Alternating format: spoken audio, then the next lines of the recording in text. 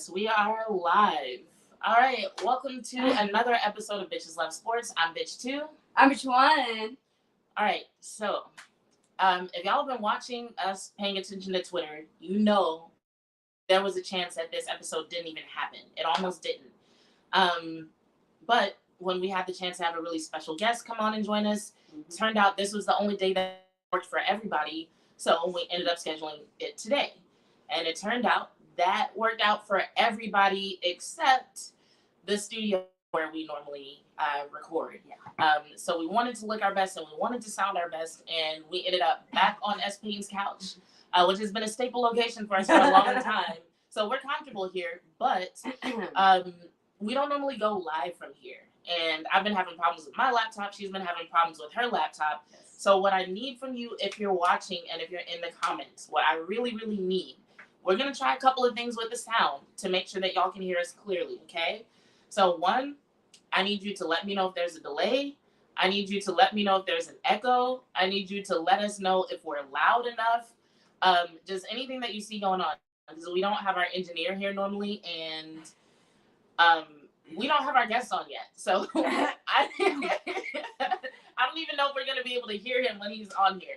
But we're just doing the thing. Like, you know, all the people who are following us right now, we really appreciate y'all because, you know, at the end of the day, it really is just the two of us. We have people chime in and help with various things. You know, if y'all saw the show that Botch was on, you know, he said he wanted to help. The people at Dawa Studios, they help when we can. But when it comes down to it, like, it's really us. Martin coming in higher already. We sound good. Thank you, dog. Okay, thank you. So, yeah, we'll be asking again once our guest comes on. We don't know if we'll be able to hear, so we might have to change a couple things and then ask again. But thanks for letting us know that you can hear us. Just bear with us, please. Where did my... Okay, I want to pull my laptop up higher so I can, like, look up things on it without, like, looking down and looking up.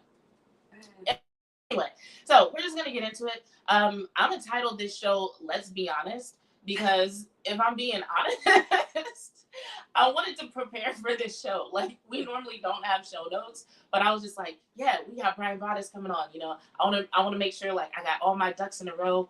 And it's just been busy, which is actually why we almost canceled this show. Yes. Why last week was going to be our last show for a while, because she's got to turn it this weekend. I've got... Wish me luck. I've got 2 tournaments and 3 anime conventions over the next 2.5 months. Yes. That doesn't count us, like, trying to get to Cowboys training camp. So we have a lot going on, a lot of money that needs to be made. Yes.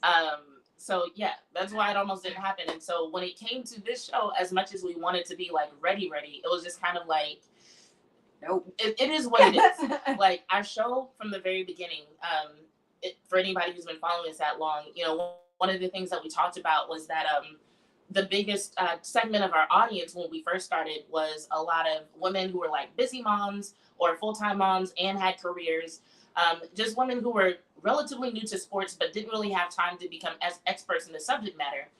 And they kind of found that when they would go into sports-centered spaces, it was kind of tough because it's like if you had questions or if you said something wrong or if you forgot a name, which is so easy to do. There's so many fucking names.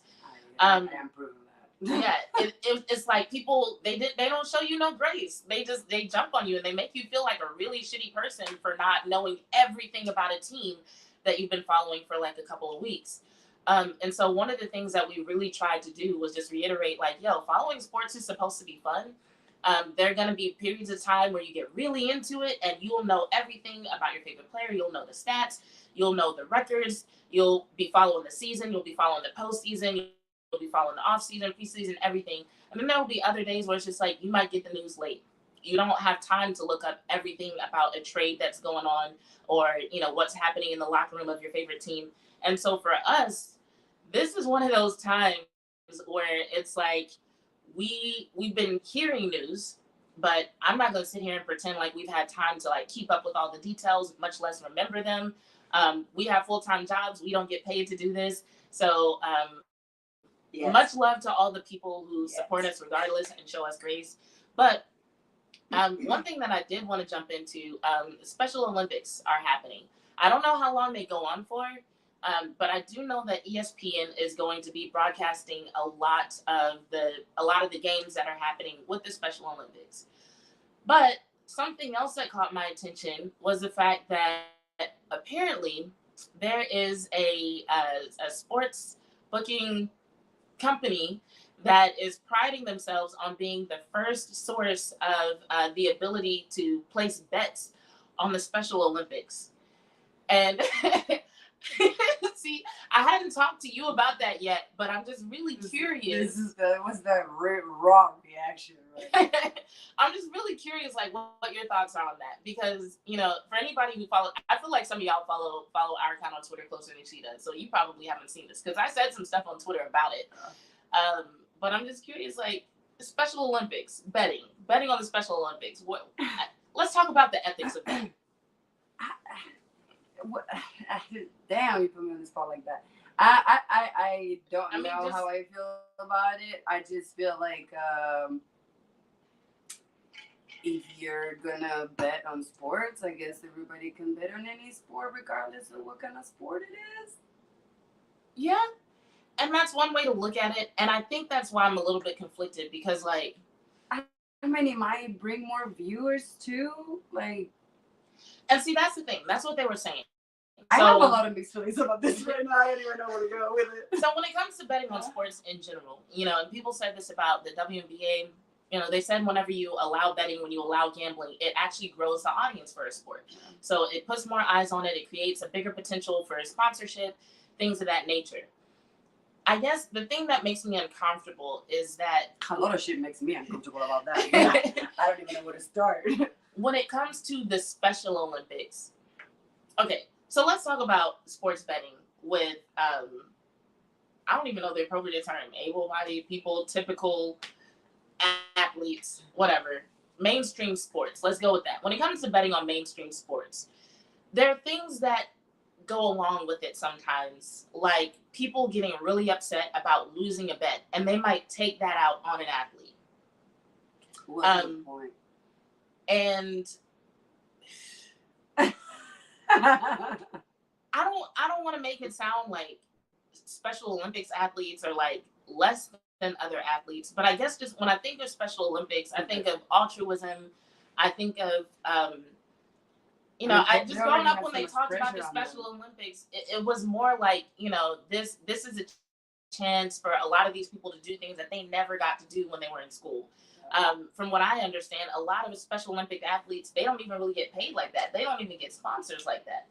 So I think part of it is just this idea of this betting company making a ton of money off of people who don't actually care about the Special Olympics and who aren't going to invest that money into the Special Olympics. They're just making money off of people who are just trying to fulfill a dream. You know what I'm saying? Because betting is illegal here, and I moved here like very young, anyways. No, I'm not gonna use ADHD. But because athletes, you might have to just switch to your camera for a second. Okay. Are you still logged in the stream? I forgot this thing was on. I'm not on here, but I can probably keep going. I'm listening. No, you're good. I lost my thought already. I was asking because I'm not sure. Maybe somebody on the comments know if you don't.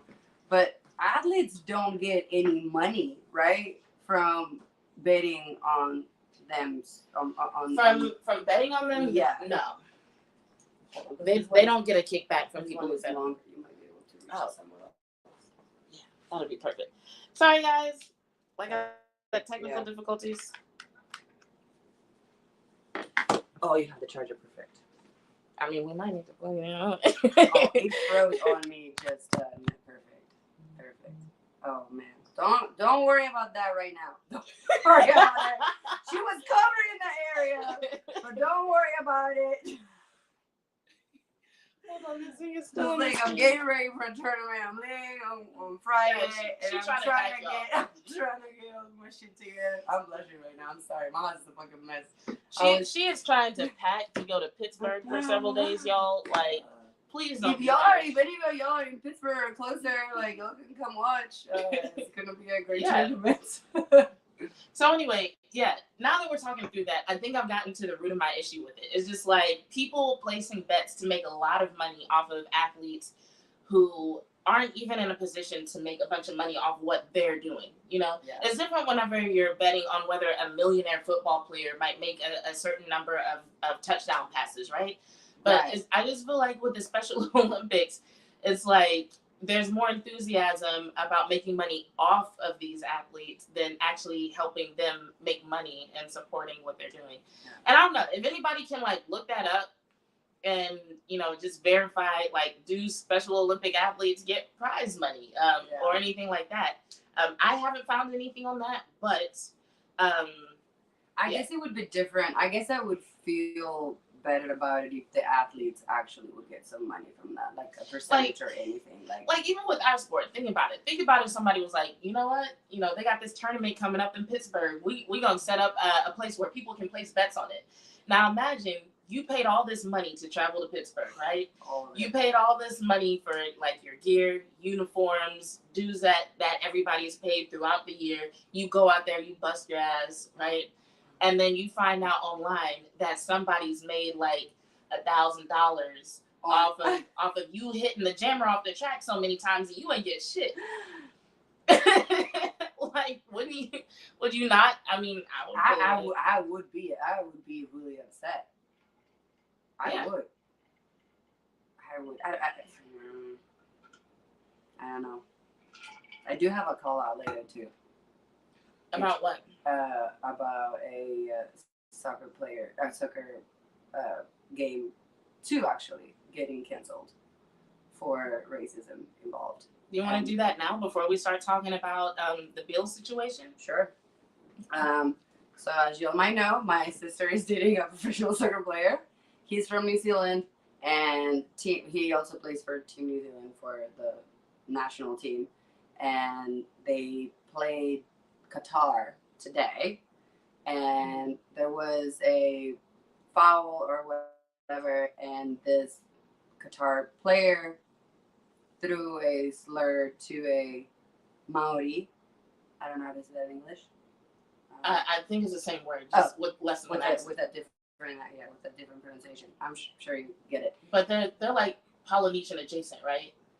Yeah, I know what you're talking about. Yeah, they're from New Zealand, so and he threw a slur at him, and apparently now FIFA has this rule that it falls on the ref to call the game off for racism.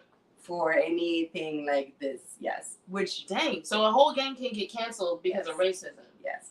So I think they should just let them fight. They almost did. But so Team New Zealand was calling the ref to call the game because it was getting rowdy. The ref didn't, so Team New Zealand just walked out. Oh. They just left, which kudos to y'all.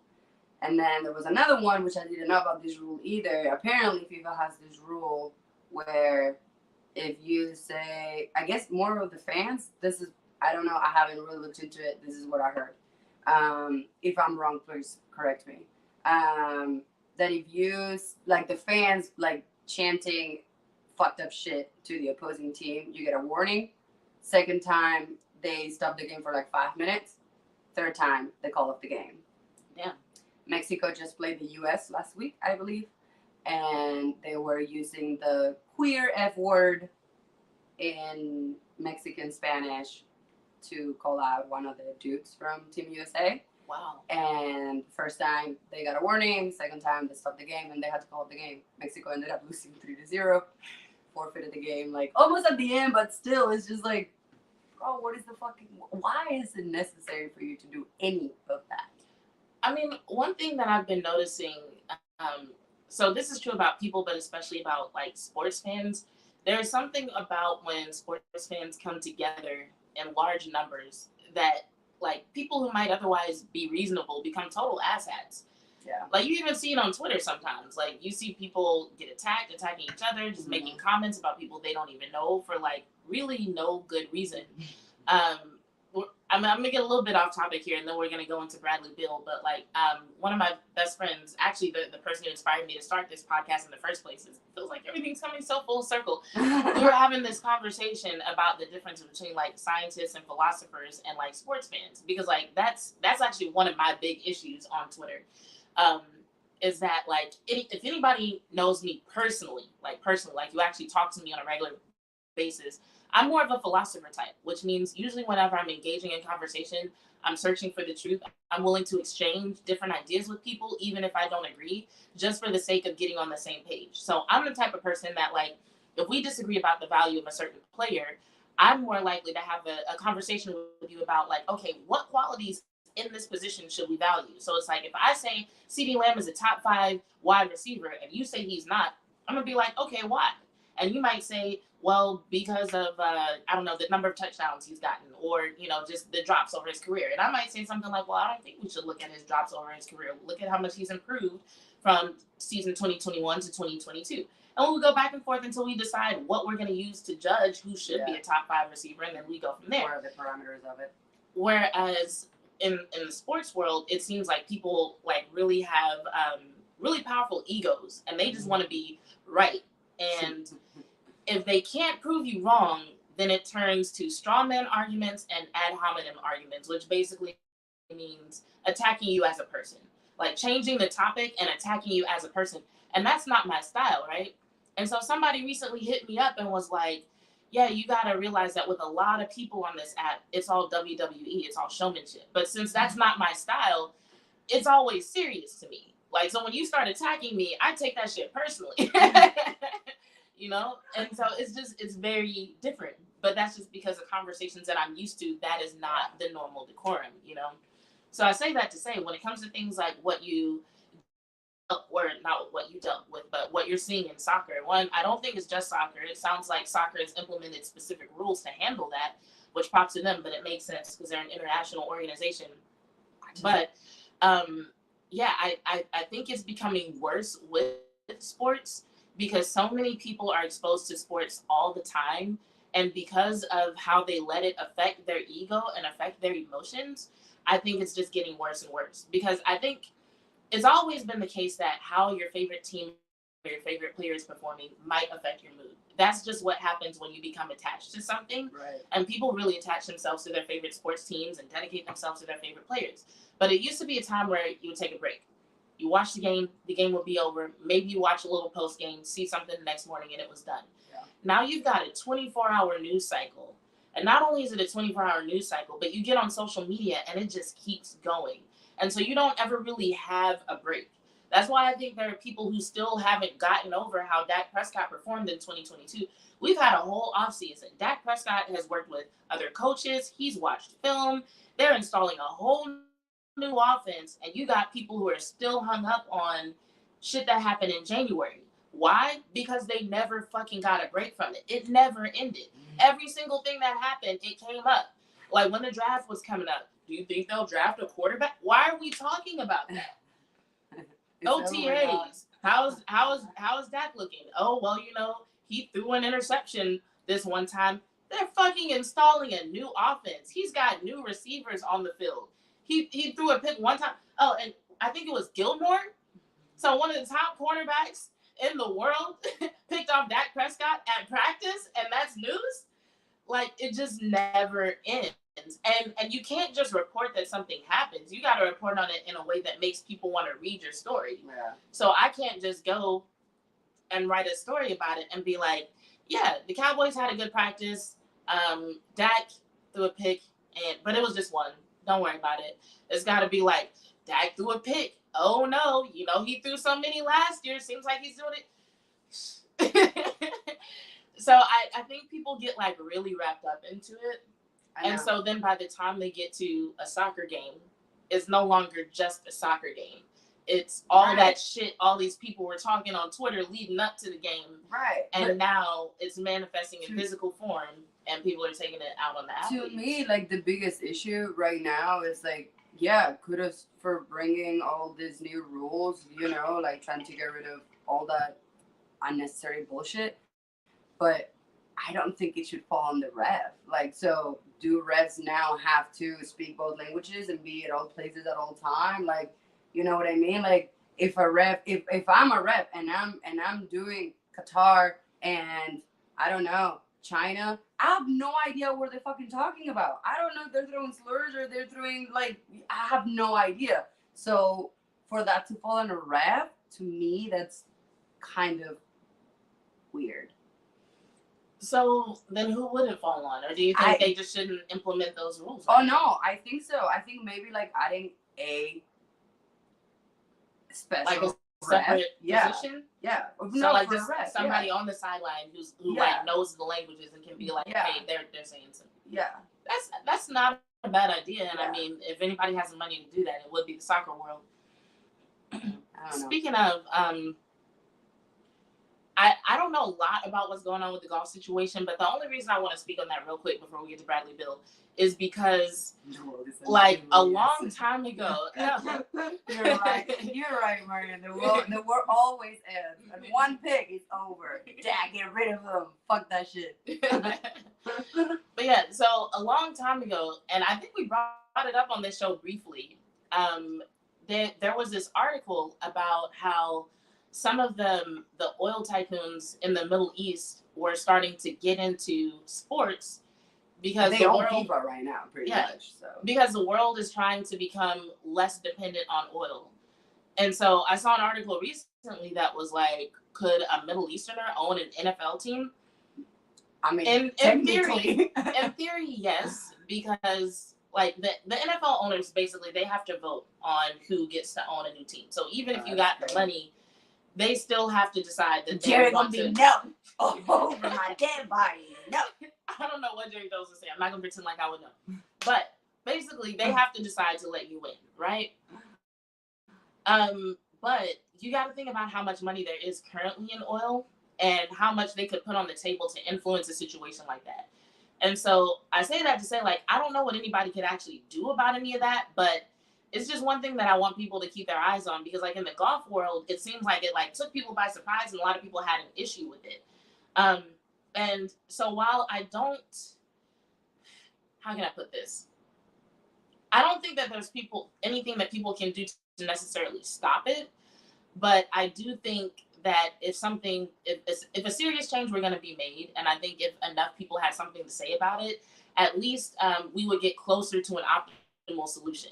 So for anybody who's concerned about anything like that and how it might impact some of the staples of American culture, yes, it is a documented fact that Middle Eastern companies, Middle Eastern people, entities who are, looking for other sources of income as the world is looking to move away from oil dependency, yes, they are looking at sports. And right now, the U.S. is one of the biggest, I think we have more in terms of sports companies and revenue from sports than any other country. No doubt. With the amount of sports that goes around in this country, I have no doubt. Professional sports is a bigger deal here than anywhere else. So if they're looking to get into sports as another income source, then they're going to be looking here. And then you've got sports that are growing that are looking for owners. They're looking for investment. Sports like pickleball and flag football. The NFL is already doing a lot with flag football.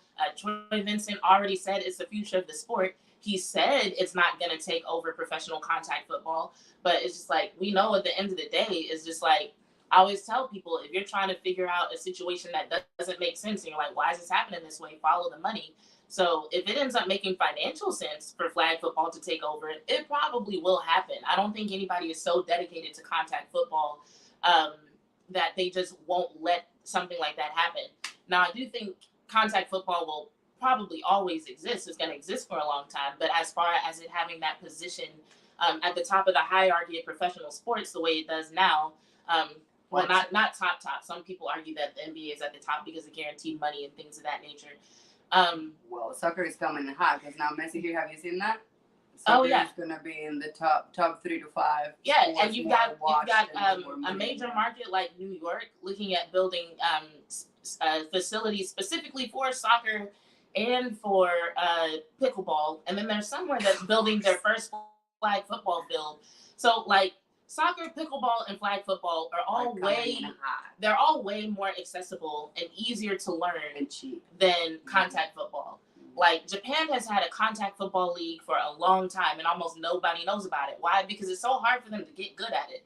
It's like the sport doesn't even really align with their culture like that, you know? But sports like flag football and pickleball, it's like easier to integrate those into other cultures, you know? So yeah, just something to think about, something to keep an eye on as we engage in various discourse on. And also, if you haven't watched the FIFA documentary on Netflix, please, it's gonna explain so much of this shit. It's really good. Yeah. So without further ado, actually with a little bit further ado, because I have to pull up the bio. I want to make sure you get everything right.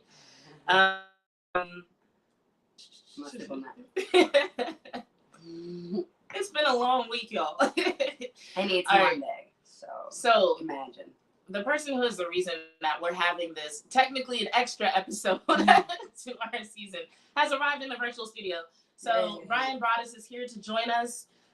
For those who are less familiar with the big names in Cowboys media, he is one of the hosts of GBAG Nation on 105.3 The Fan.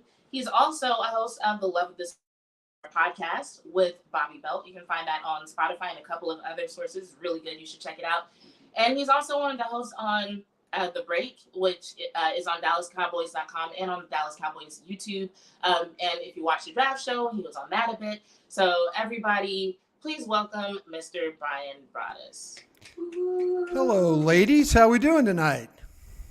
We're doing good, but we are having a couple of audio issues. So now that you're on, we're going to change a couple of things just to make sure that we can hear you. Okay. Okay, you got yours on? Mine is off. Do you want to turn it on? Yeah, turn it on, and I'll turn this down. Oh, no. Okay. No, we have that echo again. Turn it off. Okay, Bryan, can you say something one more time again, please? Good evening, ladies. How we doing? Good. Okay, that is a little bit better. Yeah. Sorry, the studio where we normally record, I remember when you and I were talking, and I was like, we were trying to make it work out for everybody, and we thought it was going to work out, and then last minute, they were like, well, not even really last minute, a few days ago, they were like, actually, we can't do it. And so we're here, but we don't normally go live from here. Okay. So we're just trying to make it work.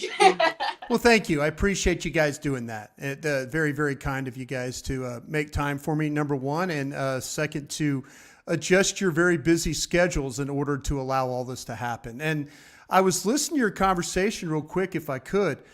I was in Saudi Arabia last year, this time. I have friends that are very interested in the NFL. And matter of fact, Prince Faisal, who I meet with, is a huge Dallas Cowboys fan.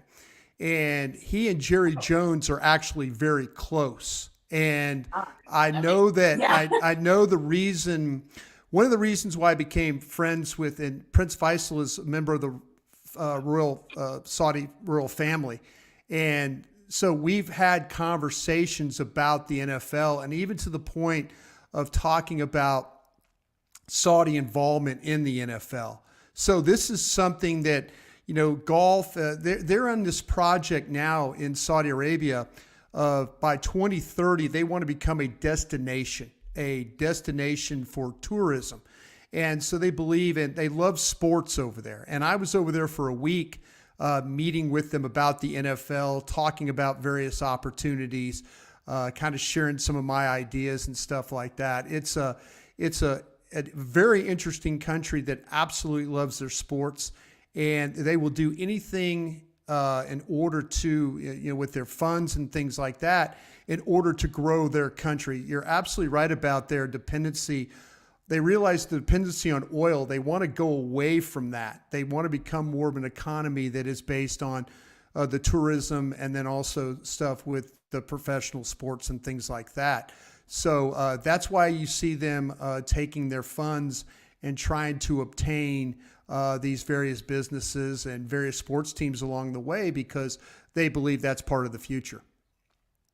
Wow, that's really interesting that you have that much insight on it. So can I ask you a few more questions about that? Just based Sure, on go ahead. Yeah, absolutely. So I guess one of the things that I'm wondering is what other sports are they interested in, or what other sports are popular there? Well, they absolutely they have an interest already in wrestling. They have an interest in the mixed martial arts. Of course, soccer is huge in their country. They're really big into horse racing. They own, they're looking at they're actually, Dubai, I believe, is hosting, the NBA. The Saudis are also looking at potentially, maybe hosting NFL games there, in their city in Riyadh. They would have to refit, their soccer stadiums and stuff like that, but they have the infrastructure. They have the ability to adjust, whether it's the locker rooms, the fields, the press boxes, things like that. They will spare no expense in order to make this happen. And so anything to do with, it's funny because I was talking with Prince Faisal about this, and I said, hey, congratulations on obtaining golf. He goes to me, I'm not a big golf fan. I'm glad we did it, but he goes, there's some bigger things that we're looking at right now. And I think Albert Breer's written some articles recently. People have talked about the Saudis maybe being involved in the NFL. I think they have their sights. Again, I had the great opportunity of going over there for a week. And it's funny, I hold a Saudi passport because of the country. I do a lot of work with them and stuff like that. So all this that we're hearing about the potential of the Saudis being involved at the NFL, they're doing their very, very best to obtain as much information as they can, learn about as much as what they'd have to do. And then, of course, they've got the ability, the funds, the connections, and things like that in order to try and make something like that happen. Interesting. That is very interesting. So I got to ask you, from a cultural perspective, right now we look at American contact football as a huge staple in the culture of American sports. Right. If there were to be Saudi Arabian involvement, based on what you've heard so far, do you think that there would be changes to the sport or changes to the way, our culture interacts with the sport or anything like that? Or would it just look the same in a different setting? Well, I think where they would they really, the way that the NFL does a great job of, with all the podcasts with what you guys are doing right now. Trust me, there's people in Saudi Arabia that are looking at your podcast, watching your podcast. I know it sounds crazy, but I have interaction with people in Saudi Arabia every single day. Prince Faisal and I talk. Last week when I was on the podcast, whether it's the Love of the Star, whatever I do, there's people around the world, look for DallasCowboys.com, look at your podcast, look at the Love of the Star. They're fascinated by the game, and the NFL does a great job, whether it's NFL.com, whether it's the Sunday Ticket, whatever. Their knowledge of the game is immense. I sat at dinner every night with guys and gals asking me questions about the NFL and their knowledge of the players. And, they have their favorite teams over there. They like the Rams. They love the Cowboys. These guys and gals have adopted these teams as as like their own, and they're fans, just like what the fans are here in the United States. They're very educated because, again, they listen to our podcast. They take in the Sunday Ticket. They watch all the games. I mean, Prince Faisal at the Palace, I went into a room, and it would be very much similar to going into a Buffalo Wild Wings. If you can imagine that size of a room with all the TVs and all the couches and everything. And he's got every game on. He's got every screen, and he has this immense hatred of the Washington Commanders. He has an immense hatred of the Philadelphia Eagles, and you can tell it's his room. What would be what we'd say is a man cave, which basically his home is. It's like I say, it's like going into a Buffalo Wild Wings where there's just TVs everywhere you turn. You can watch something going on with the NFL, and it's just that intense.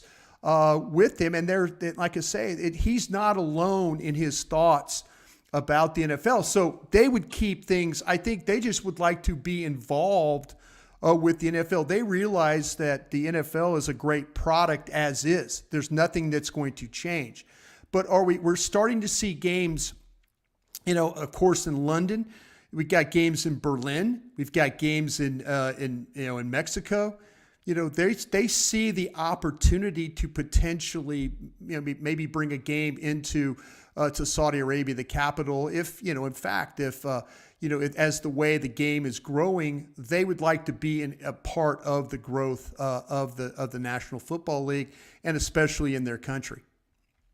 So where's most of that fandom? Where does it come from? Are they fans purely of the sport and athleticism, or do they find themselves drawn to certain personalities? Like they know the players. They know the players because of what the NFL has done. And again, the podcast that we're on, they're learning about. I got conversations about 2-3 deep of the Cowboy roster or sometimes, I was, my very first job was, I was in NFL Europe in 1990 and, going to London and Barcelona and Frankfurt, Germany and all that, really overseas, it really didn't know about the whole, the game itself. You can't fool fans in Europe, and you can't fool them anymore. You can think, well, these players, that players. No, they know who the great players are. They know the Pat Mahomes. They know, the CeeDee Lambs. They know these guys that. So when you talk to them about it, they talk to you on a very similar level. They see the games every week. They know who's good in the league. So it's no fooling them. They're asking really, really intelligent questions about the NFL and the direction that it's going. And I think that's why they want to be involved in it. So let me ask you this. I feel like I already know the answer, but do you ever talk about women's sports? The women's sports, I tell you what, a sport I failed to mention that they absolutely love is auto racing. Okay. And so there are several drivers, female drivers and stuff they're coming up through the ranks. That's something that they've kind of talked about. I know with the soccer love and all that, I've never visited with them about the Women's World Cup, which we've got coming up here very soon. It's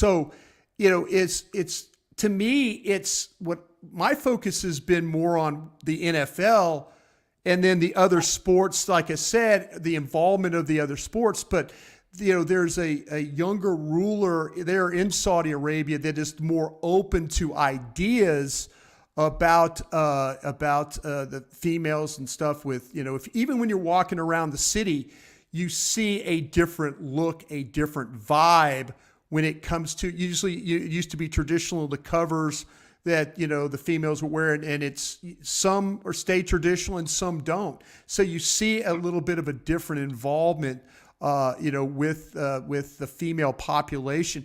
I learned that their population there, the average age is the median is right about 35 years old is where they are. So they're a reasonably an old country in history, but as far as, being known as Saudi Arabia, they're a very young country. And they're trying their best to change life. If you're going to open up your borders for tourism and all that, you've got to make some changes. And I think that's where they're doing. And so with women's sports, men's sports, I think they will embrace all that.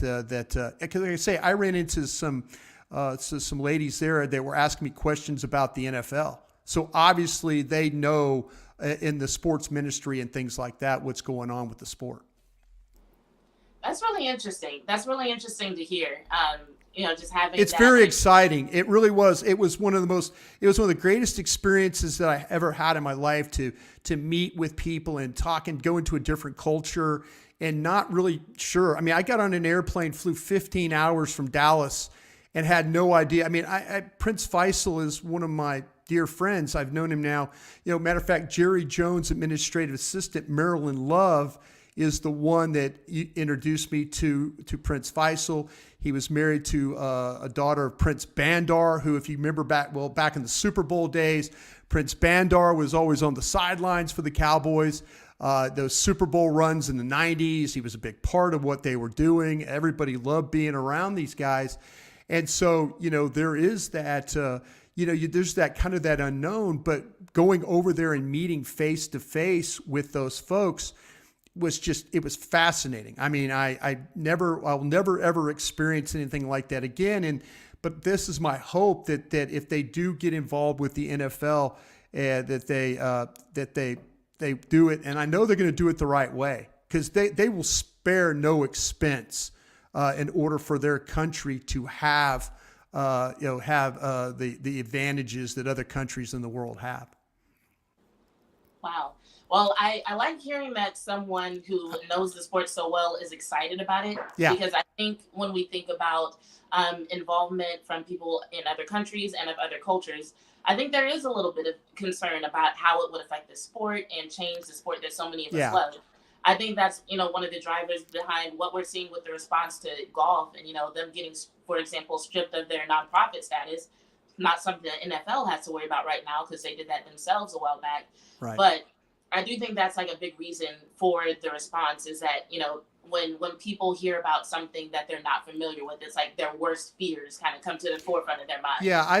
I would not worry about the game changing at all. I think that they realize that their involvement of the game would be on a level of the conversation I've had is like, it's such a great game. How do you change that? No, I think that they realize that they have opportunity, they have finances, they have the backing, they have corporate backing. A lot of these companies do have Saudi money sprinkled throughout them, ownership in some way or another.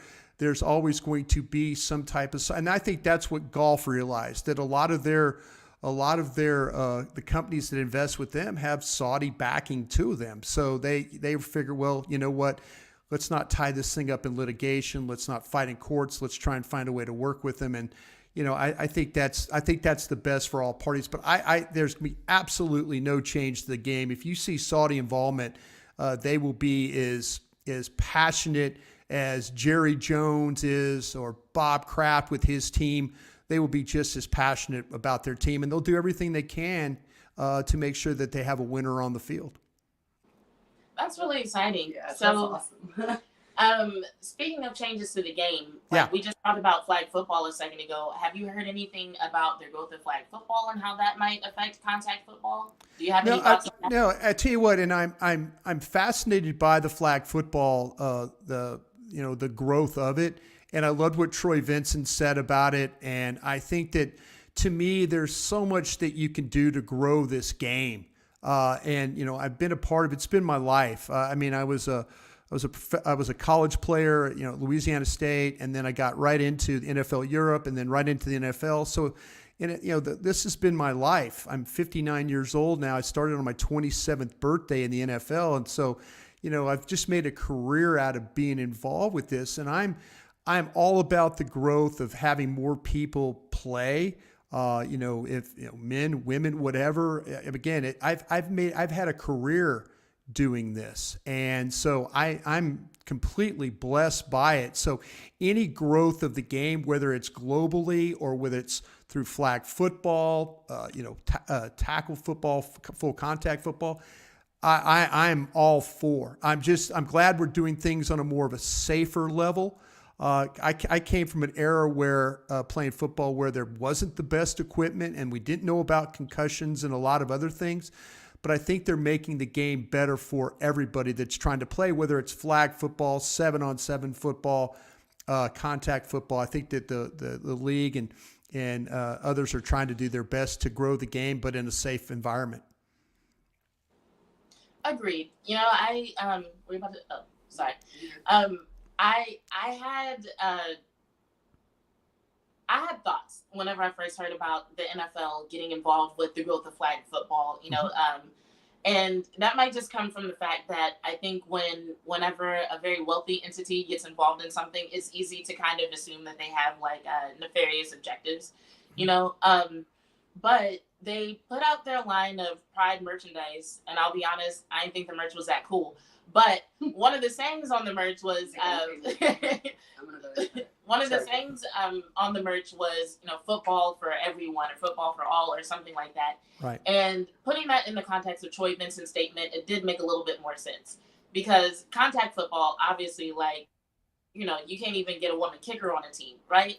And there are a lot of reasons for that we don't have to go into. Dallas might take one. Dallas might take one right now if she's really, really good at it.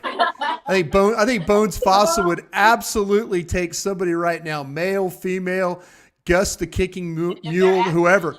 Yeah, whoever can make field goals right now. I think Bones Fossil would be totally on board with that. Hey, I'm with it. I'm right there with Bones if that's his philosophy on that. But just thinking about flag football, 7-on-7, like you said, and how many opportunities that creates, especially with starting from kids.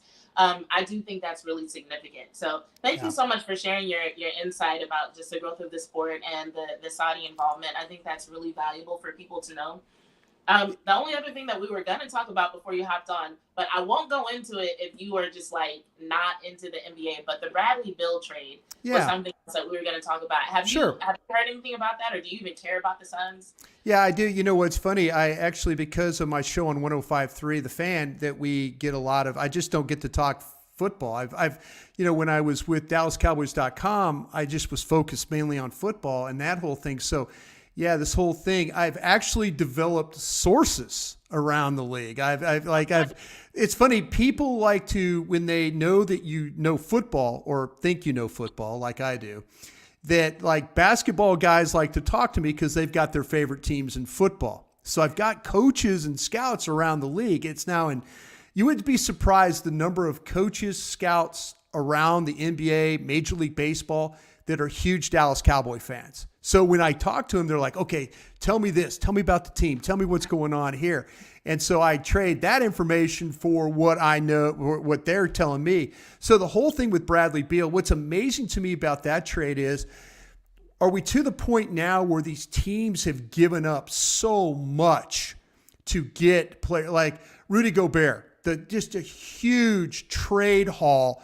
And now we got teams that are like, Bradley Beal, if you look at the trade for Bradley Beal, that wasn't anything that was really just mind-blowing, for a player that, Bradley's an older guy and stuff like that. But, you look at what the Suns are trying to do with new ownership there, with Kevin Durant already being there, with Booker. I mean, that's a team. What are they going to do with Aiden? That'll be a whole nother thing. He tried to sign. He tried to leave. He tried to go to the Indiana Pacers. Suns match. I mean, there's a lot of moving parts going on with this whole thing, but Bradley Beal seemed like the guy to me that never was going to leave. He never was going to leave Washington, and lo and behold, he had to agree on the trade. He did, and now the Suns with new ownership are, trying to kind of, make their team better. There's all these different arguments about number of superstars on the team. How do you build around that? It's kind of a fascinating dynamic when it comes to team building. Yeah, and I mean, the team building issue, honestly, that's my concern. So Devin Booker is one of my favorite players. When we started this podcast, Devin Booker was almost the only thing that we talked about for the first 5 episodes. Heck of a player. And so the thing that frustrates me about the trade, a lot of people are looking at it wow, the perspective of a lot of people seems to be that Washington gave away a lot for not enough in return. Right. Which, I mean, it kind of depends on how you look at it.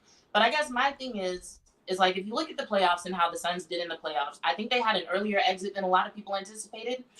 But in terms of how various teams performed against the Nuggets, the Phoenix Suns gave the Nuggets their best run for their money out of any other series the Nuggets played, But at the end of the day, it was the depth that was an issue, they had some offensive issues, and I can kind of give them a pass on that because of when they got Kevin Durant and how much time Kevin Durant did or didn't have to gel with Chris Paul and Devin Booker. And honestly, I think had Chris Paul not gotten hurt, this wouldn't even be a conversation because I think 2 things happened when Chris Paul got hurt. I think one, it was the 3rd, 4th time in a row that's happened in the postseason. And then you saw this thing happen with their offense where all of a sudden they were able to play faster. You saw this fast-paced offense led by Devin Booker and Kevin Durant. And people are like, oh, we could do that all the time? If Chris Paul is on the sidelines, that's what we want, So I think that bit him I'll say in the foot in a really big way. But at the end of the day, even with that fast-paced offense, they didn't have the depth, and DeAndre Ayton didn't really show up. And so I'm like, okay, so we're getting rid of Chris Paul, who at least had some cultural value. I think, he was still very much a leader on the team, and we're keeping. It looks like they're keeping DeAndre Ayton, who didn't do a lot in the playoffs and who has had issues with team leadership. I mean, I know they're getting rid of Monty Williams, but like, will that really fix the issues that we're seeing with Ayton? With the new CBA, they're not going to have as many options as far as like, building depth on the team. It sounds like they're trying to sign their free agents. And I'm like, I'm really frustrated because I love Devin Booker, but it feels like they're setting him up because, like, we always say Kevin Durant is not really a leader. On the court, he does his thing, but, like, in the locker room, from a cultural standpoint, leading people, it's not really his thing. And I think he's proven that. So hopefully nobody's upset by me saying that. So basically, we're in a position where Devin Booker is set up to be the leader and the face of a team that's going to lack depth. You got a big three, but if you look at how many times each member of those that big three has been absent from over the past couple of seasons, you're like, how? Oh no, we lost him. Oh, hold on, maybe he'll be back in a second. Maybe his battery died. Mine almost did. I had to go get my charger. He did say that he was rushing home to hop on with us, but while we're waiting to see if he pops back in. We're crushing this, you guys. That wasn't our fault. We didn't do it. I know. I did not kick Bryan Broaddus out of the virtual studio. Don't tweet at us. Let's look at some comments. There's some interesting comments. I just didn't want to interrupt anybody. Bill said, shout out to the people who are saying Bryan Broaddus is the GOAT. Agreed. Clearly has a lot of knowledge and connections. Clearly. And then Mills clarified, BB is for Bryan Broaddus, not Bradley Beal. Yes, Bryan Broaddus is the GOAT. Bradley Beal, not so much. Thank you for clarifying that. I missed that comment. I would have laughed when I saw that. I just saw it. That was okay. It looks like Mr. Broadus is back on with us, so we're gonna add him to. Sorry about that. Yeah. I'm in a new place, so I'm in a new environment here, so the thing just cut on me for a second. I'm sorry about that, but if I could say this, do you feel like that all your depth is now lost because of the Kevin Durant trade? I mean, all your defenders, all those. I know the Dallas Mavericks played the Suns last year in the playoffs, and it was such an evenly matched. It was just back and forth. Both teams have wing defenders. Both teams had tough defenders. Everything was, I just kind of felt like that. And the same thing happened with the Mavs. You give up so much to get Kyrie Irving. You give up so much to get Kevin Durant. And all of a sudden now, all those players that were just those pieces that you needed in those tough series, those playoff series, you didn't have that anymore. You didn't have the wing defenders. You didn't have the rebounders. You didn't have the toughness off the bench. And so the Suns, Mavericks, kind of the same team. I think the Suns have far, far more talent than what the Mavericks have. But man, when you say, okay, we're getting rid of these three guys, the next thing you know, your team just isn't as good. And you're thinking, well, we added a superstar, but you lost three of those, what they talk about, glue guys, defenders, the guys every night, they're going to play tough. Their stats aren't going to be great, but they're going to go for loose balls. They're going to make free throws when they have to. They lost those guys. I think that was something that the Suns, much like the Mavs, same issues, trying to get the big fish, and you give up a lot to get players like that. I just hate that this is going to be the first season that Devin Booker is going to be presented as the true leader of the team, and it's a team with like no depth and no availability from the stars. And I think they're going to struggle because between all that and new ownership and a new coach, it would be really surprising for them to actually experience success that they've had, like, let's say 2-3 seasons ago. Right. And so I hope he doesn't end up being a scapegoat, Well, yeah, but it that usually does happen with with young players. And in the Dallas series, if you remember that 2 years ago, how that ended, there was a lot of finger pointing going on there. Monty Williams was pointing the finger at Ayton, and I mean, there was a lot. It wasn't as bad as what was going on in Utah. It's funny. Dallas played against two teams, Utah and then Phoenix, that just basically just shattered. Within they just started. The longer the series went, the tougher it was for those teams to hold on. And when it was going bad, it went really bad. So, I think that's one of the things.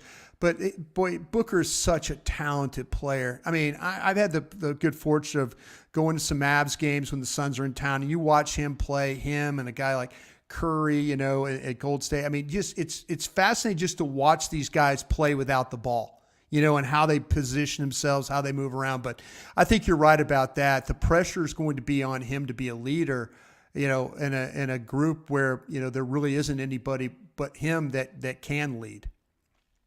Yeah, it'll be interesting. It'll be interesting to see how he gels with the new coach. Like, really a whole new situation. New ownership, new coach, new team, and they even got rid of Chris Paul. I would really be curious to know how he's feeling right now. Chris Paul in that fourth quarter. I mean, that he gets over that and the elbow, boom, knocking down shots, gets the elbow, and you know what's going to happen. You know exactly what's damn going to happen, and nobody stops him. Nobody stops him from doing that. And so the Suns might miss that a little bit. He's been banged up. He's an older guy, but man, in the fourth quarter, he's always been one of those guys that could just. He's going to get points, and he's going to be smart with the ball, and and you're going to find a way to finish a game with him on the floor. Yeah, he really turns it on. So now that you've been on for about half an hour, I do want to make sure and introduce you to some of the people who will be watching and who aren't as familiar with you. So you talked about like your history, like playing football. How long have you been covering the Cowboys specifically? Yeah, I was an NFL scout for 13 years and fortunate enough to win a Super Bowl with the Green Bay Packers in '96. I got out of scouting in '05, right, the year after my son was born, and then had the opportunity to go into media. So I've been in media almost as long as I've been in the NFL scouting. So I've been very fortunate. And Jerry, the Jones family has been actually a big part of me having really two careers. I finished up with scouting with the Cowboys and then was gone for 3-4 years and then came back to DallasCowboys.com.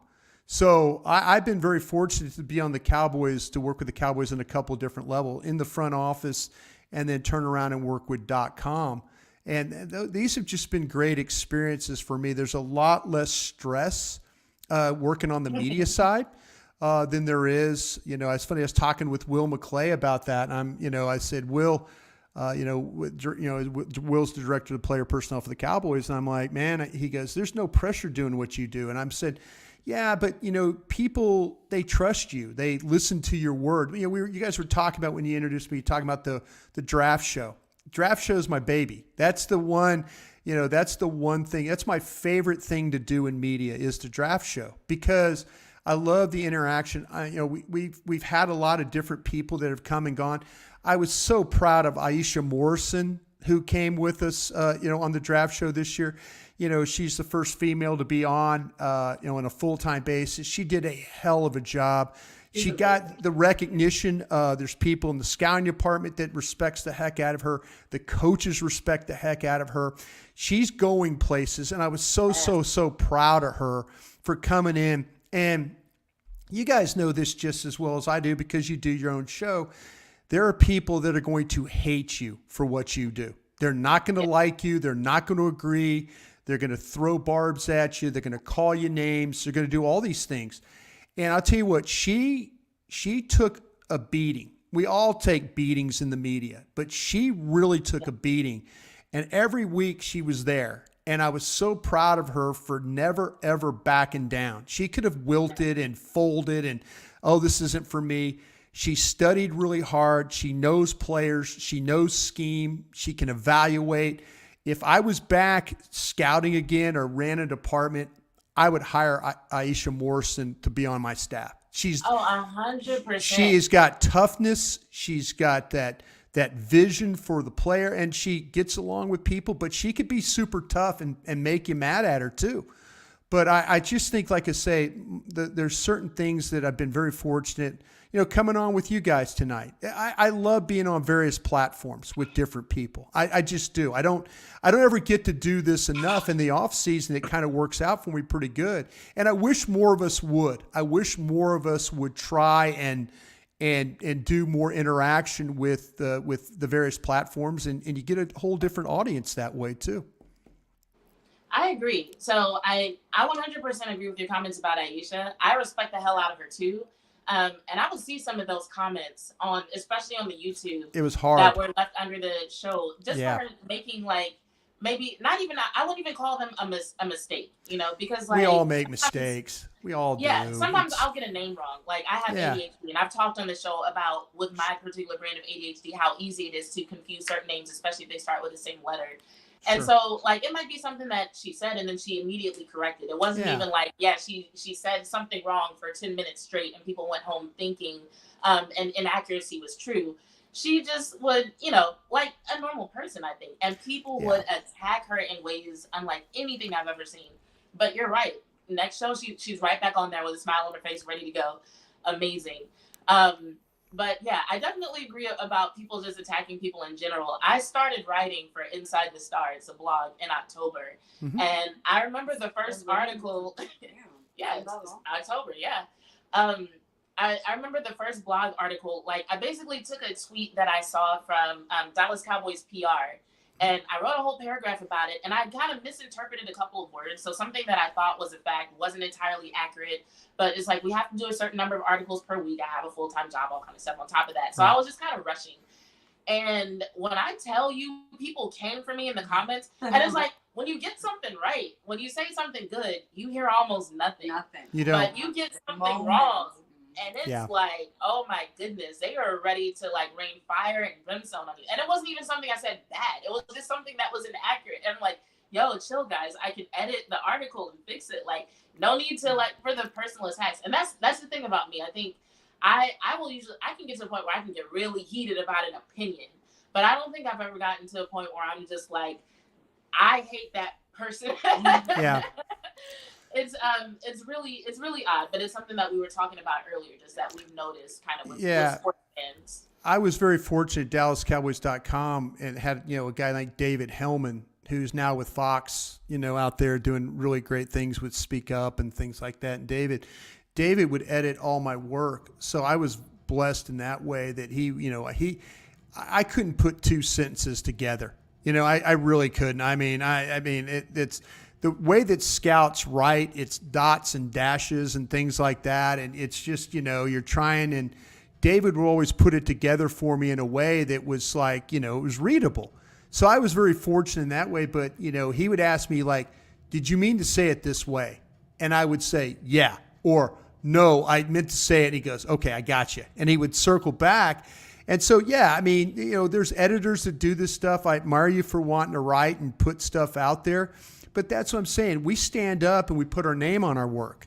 I'm not going anywhere until they say, listen, Bryan, you could go to the lake and fish every day. I still got a son that's a sophomore at the University of Texas. He's got to be there 3 more years now. So I got to find a way to keep going and stuff like that. But, it's that part of it, we are human in that way, and people, if you want to come after me about my opinion about a player or a play or something like that, fine, I'll take it. I'll take the smoke.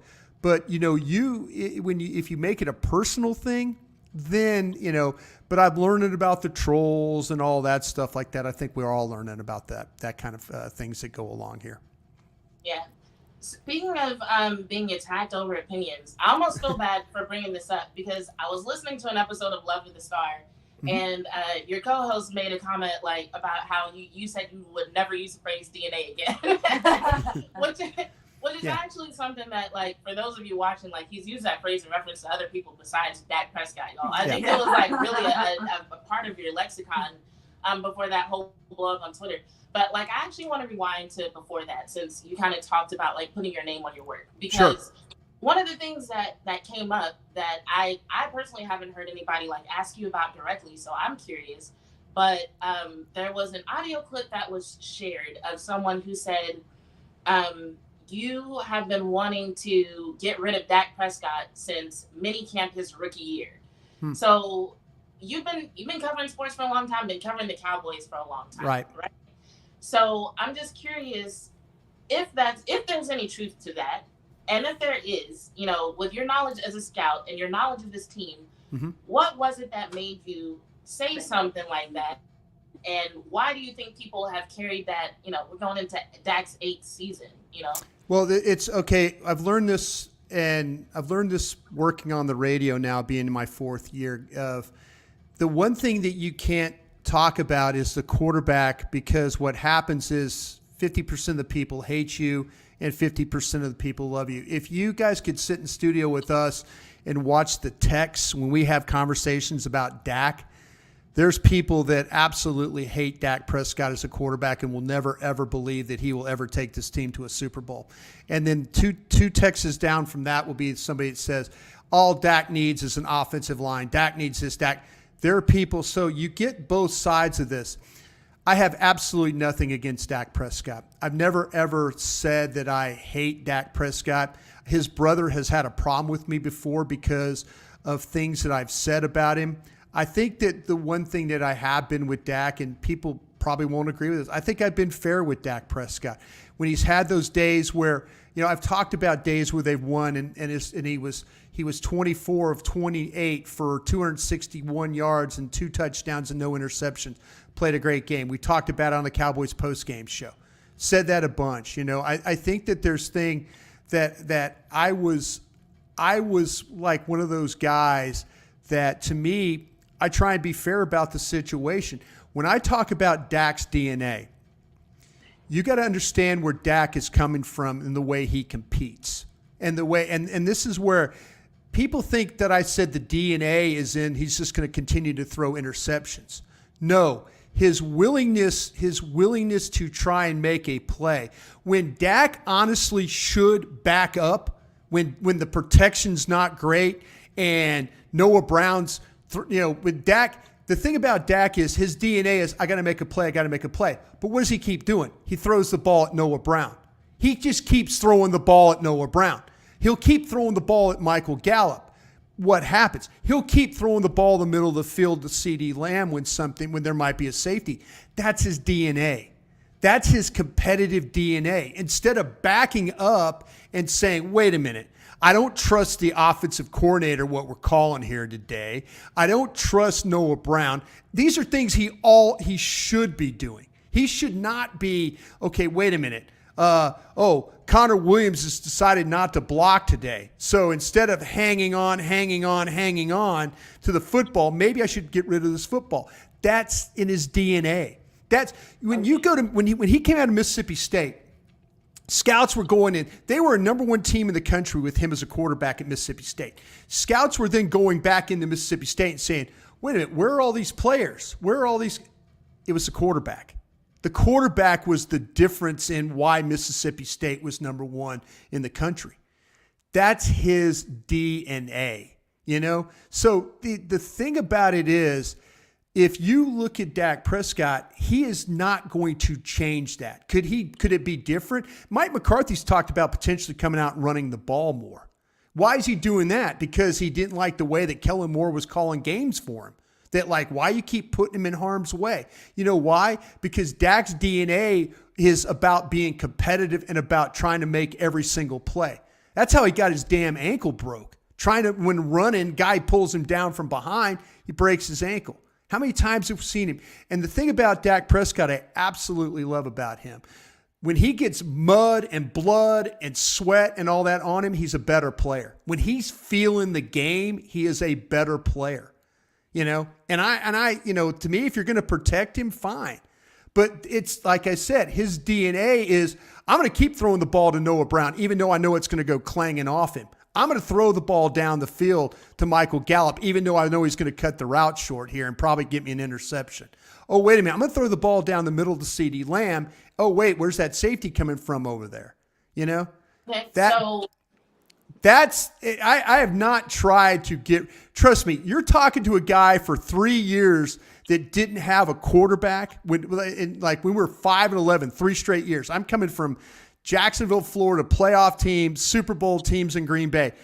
I didn't forget how to win. 3 straight years, we couldn't find a damn quarterback. We were using baseball players as quarterbacks. Drew Henson, Chad Hutchins, just keep naming these guys. I would have killed to have Dak Prescott as a quarterback. Killed to have him. So me getting rid of him, no. Trying to be critical of him when he needs to be, sure. Fair when it need to be, absolutely. Do you remember what your criticism of him was at the time that might have made people say that? Or made people think that's what you were saying? People probably thought initially because Dak Prescott, if you talk to Dan Mullen, who was his coach at Mississippi State, Dak Prescott was a terrible practice player. Practice player. Looked awful in practice. Matter of fact, his first year with the Cowboys when we were in Oxnard had some of the worst practices you would ever see. And I'm like going, wow, this makes a lot of sense. His coach is telling me, the coaches on the staff are telling me he's a bad player. But they would say he's a gamer. What happened when Kellen Moore got hurt and Dak had to start that game against the Rams at the Coliseum? He was a guy, they lit it up. Des Bryant, he was bam, bam, bam down the field. Bam, bam, bam. There we go. I was critical of Dak because of things that people were saying, hey, this guy, when you watch him practice, he's not a good practice player. If that's getting rid of him, then okay, I can't go with you on that one. I'm just telling you what people are telling me about the player. People that have lived with him, people who've been with him. And then you take your own eyes and you watch him play. Do you guys feel like he forces the ball at times? Do you feel like let me ask you this. Do you feel like he trusts players too much? So here's what I'll say about that. I had a conversation with somebody recently and we were talking about the fact that he almost never throws the ball away. At least never. And so I don't really know. It's hard to say whether what he's doing is coming from trust. You might have more insight into that because you're there. You watch the game. You guys watch the games? Seriously, you watch the games. I'll say this though, as an athlete, sometimes I don't have a choice and I might do something that looks like I'm putting my trust in a teammate, but really just in the moment, I'm just I don't know what else to do. And so, I think Dak's like that. I think Dak is to the point where he trusts these guys so much, and in actuality, it's he shouldn't be throwing him the ball. That's the whole idea. And to me, that's the problem, that he believes that Noah Brown is going to catch that slant, or he believes that Michael Gallup is going to run that in route and be right there. That's his belief. So let me ask you this, all right? So you say he trusts his teammates too much. Let's accept that as fact, all right? So then, let's fast forward to, my first time hearing you make this particular argument, I think was on one of the shows that you were doing. I don't really remember. But, maybe at the time you didn't feel the need to explain it that way. But then by the time it got over to Twitter, it was kind of just going back and forth with people on Twitter. And I think, I hadn't really heard you explain it this way. So was this always your opinion that's where always been? Always. You can't, you get on Twitter and you try and have discussions with people. That's why I was willing to come on your show. I knew you were critical of me for my comment about the DNA. I was more than willing to come on and talk to you guys and confront you about it. I knew, I've been on shows talking about this because there have been some people that are super critical about it. And I don't have a problem with that. I don't have a problem with you guys or anything like that. I really don't. The discussion, though, on Twitter, though, you can't fully explain to people what your thought is about.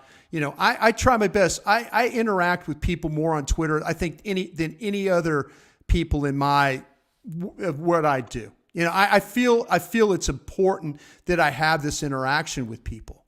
I really do. And whether you understand me or not, I'm sorry. Sometimes I don't always come out as clear as it needs to be. But I know one thing, watching him play, he trusts people way, way too much. And that's in his DNA. That's what I'm talking about there. His ability to force, then, that's why I feel like it. So I just kind of, like I say, I feel bad for the guy. I do, because you feel bad for Dak Prescott? I do, because you know what? I feel bad for him because I think he takes a lot of, I heard you guys cussing earlier. It's like he takes a lot of shit. He really does. He takes a lot of shit from the fans and people in the media and stuff about the way he plays. I think he's one of those guys. I like I said, in 2002, 2001, 2002, I would have killed to have this guy as my quarterback because I know how important it is to him. Well, let me throw this at you, Bryan. Because when we talk about him having to take shit from fans and people in the media, I think there are a lot of people who would include you in that group. So hearing you talk about the difference between your work as a scout and your work as a writer does kind of make things make sense, because there were people who responded to me on Twitter and they were like, Bryan Broaddus doesn't know how to use Twitter. And I'm like, y'all, this man is not an idiot. He knows how to use Twitter. But I will say, as a person who uses Twitter myself and who writes, there is a big difference between speaking your opinion and trying to put it into words. So let's say in theory that's what the issue is, right? But then you also have like the fact that I don't think I ever heard you use the reference, that he was too trusting of his players. And then as Antoine is saying here, it sounds like there has been a history of criticism of Dak. So to those people who say so what Antoine is saying here, why did you ask every day in 2018, is Dak the guy that you Okay, blame? this quote, and Antoine, I appreciate you doing this. Okay. This is actually from Jerry Jones. Jerry Jones would come into a meeting after a loss, and he would ask his staff, the coaching staff, is Dak our guy? Is Dak really our guy? And this is before Dak even got paid. So the question, when I would bring it, see, this is when sometimes you get selective listening or you hear what you want to hear. I was telling you exactly what was being told on the coaching staff about. I had coaches that were saying, I'm like, what's Jerry? This whole thing about Jerry and them, the willingness to pay Dak Prescott. There were questions about, is this really our guy? And it came from the general manager. It wasn't coming from me. I was just telling people what I had heard within the organization about the particular player. So go ahead. I'm sorry. No, I was just going to say, some people just take a short clip from a video. It's fine. A quote from an article and then just judge that without reading the whole article or without watching the whole video. So a lot of that stuff can get really lost on Twitter because of people just judging that short thing without the explanation of what you just said. See, that the whole thing is, like I say, I'm more than welcome to come on platforms if people have problems with me about what I said, but that's the truth. It's about Dak. But the things that I usually say about the quarterback are people, if I don't know, I'm going to ask somebody. I'm not going to sit there and just throw it up against the wall and hope for the best. I could talk to coaches. I could talk to scouts. I could talk to people around the league.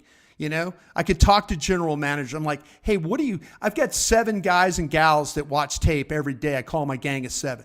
If there's something I don't see about him, I'm watching the film and I say, man, what are you guys seeing with Dak? All right, I'll talk to a team that competed against Dak, and so I have that's one of the advantages that I have right now.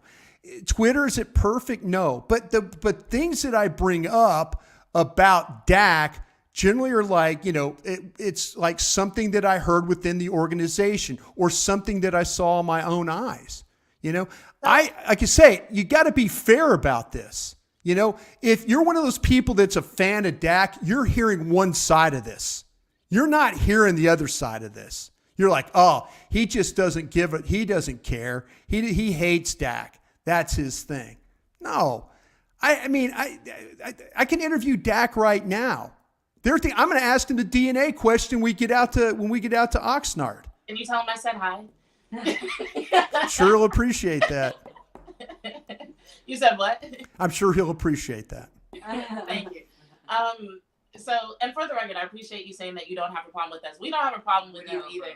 I am just a really big Dak fan. So, but do you feel like you're more critical of people who that are you always against the person that is talking about him in a negative light, or does your hate for those media members that are always talking about, and I can just see by the smiles on your face that you guys probably jump down people's throats about people that are critical about the way that Dak plays. No.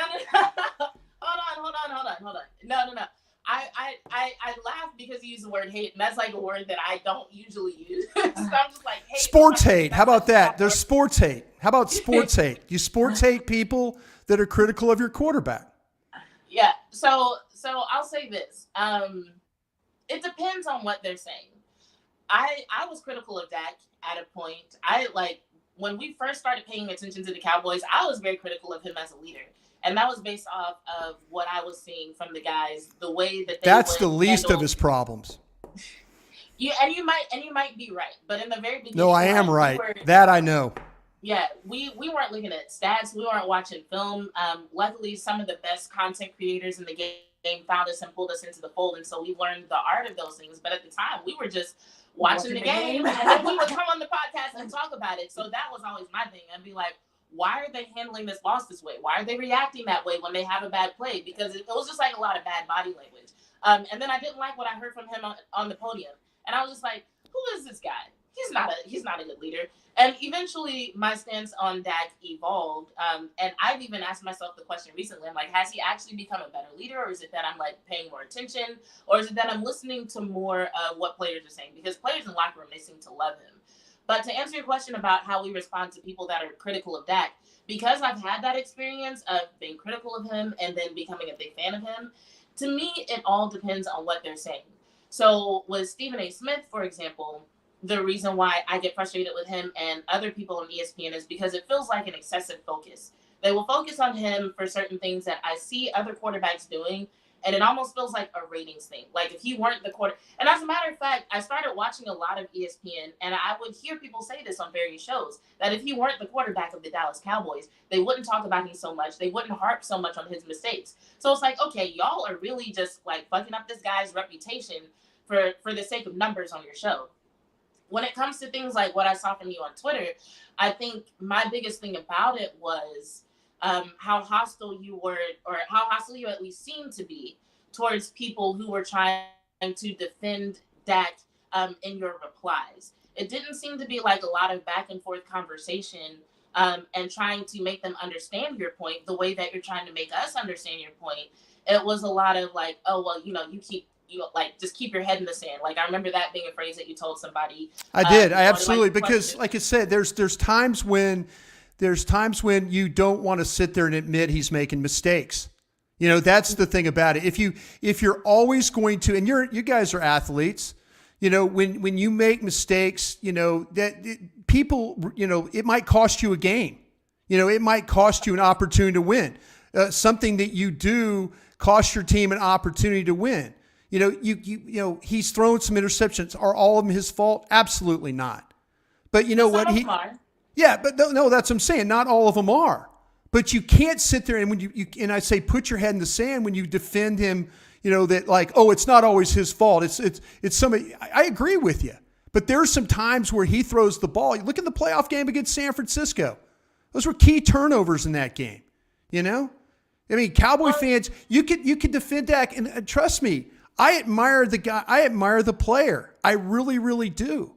And the fact that Kellen Moore was willing to get the hell out of here, Kellen Moore fired himself. Kellen Moore's like, that's fine. I'll go work with this. I don't have to be around this guy anymore. The thing about Dak, when Dak's a leader, when Dak stands up there on the podium and they win a game, and the first damn question he has to answer from Clarence Hill or David Moore or one of those guys is, tell us about the interceptions. Tell us about the interceptions. He can't answer that. And then what do you hear from him every single time? He's the only one that stands up there and takes those questions. Everybody else can, like anybody else who's involved. Michael Gallup can slide out the side door. You know what? Noah Brown could slide out the side door if he wants. Dak's the leader standing up there taking all the bullets, pardon the expression, but he really is.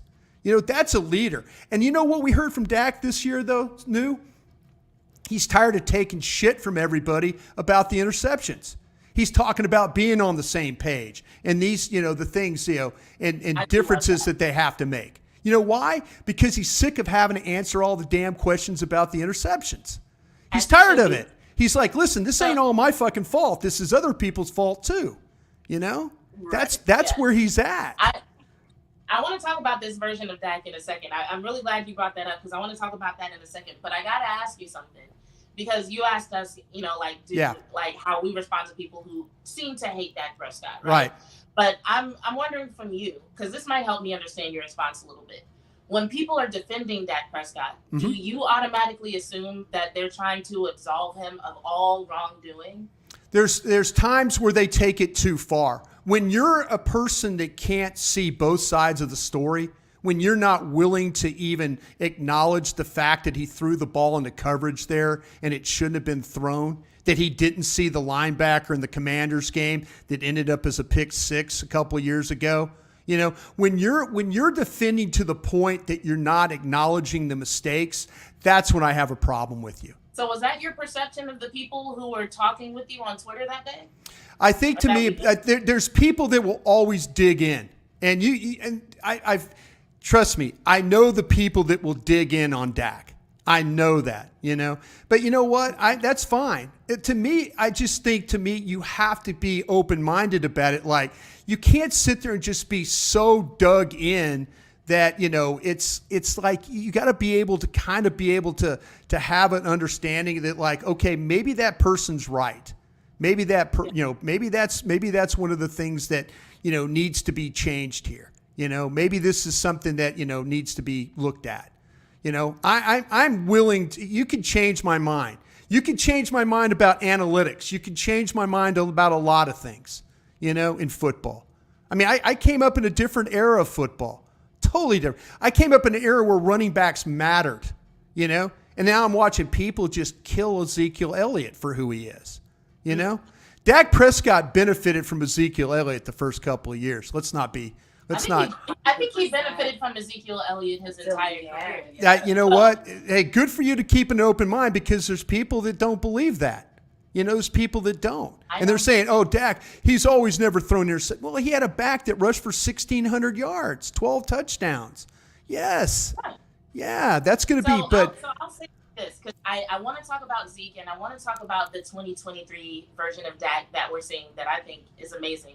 But I think this is my understanding of how people are looking at you as a Dak hater right now. I think the name, first of all, so side note, I think the names for the various Dak groups are so funny. You've got like the Dak haters on one side, but I've been called a Dak apologist. I've been called a Dak defender, which sounds like a group that should have its own trilogy. I've been called a Daktivist. But anyway, it sounds like what's happened is you do have a fair and balanced perspective of that. I try. Yeah. It sounds like when you get on Twitter, because so many people dig in, your first instinct is to push back harder than maybe necessary. Because it sounds like from what people like Antoine are saying, they want to hear more of the fairness that you're describing now. No, they want somebody talking. They want somebody talking about the team in a positive way. They want somebody always being super. Do both?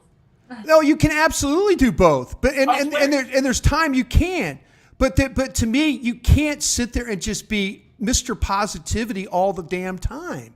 You can't do that. You can't be any good in this business and just be like. And I used to work with a guy, Mickey Spagnola. Everybody knows Mickey Spagnola, right? And Mickey, the older you get, the more you try and protect your job. The more you try and okay, I'm 65 years old. I don't want to say anything bad about the team because what job am I going to have if I get fired? The older you get, the more you try and protect your job, And to me, like I said, I'm to the point where I'm comfortable.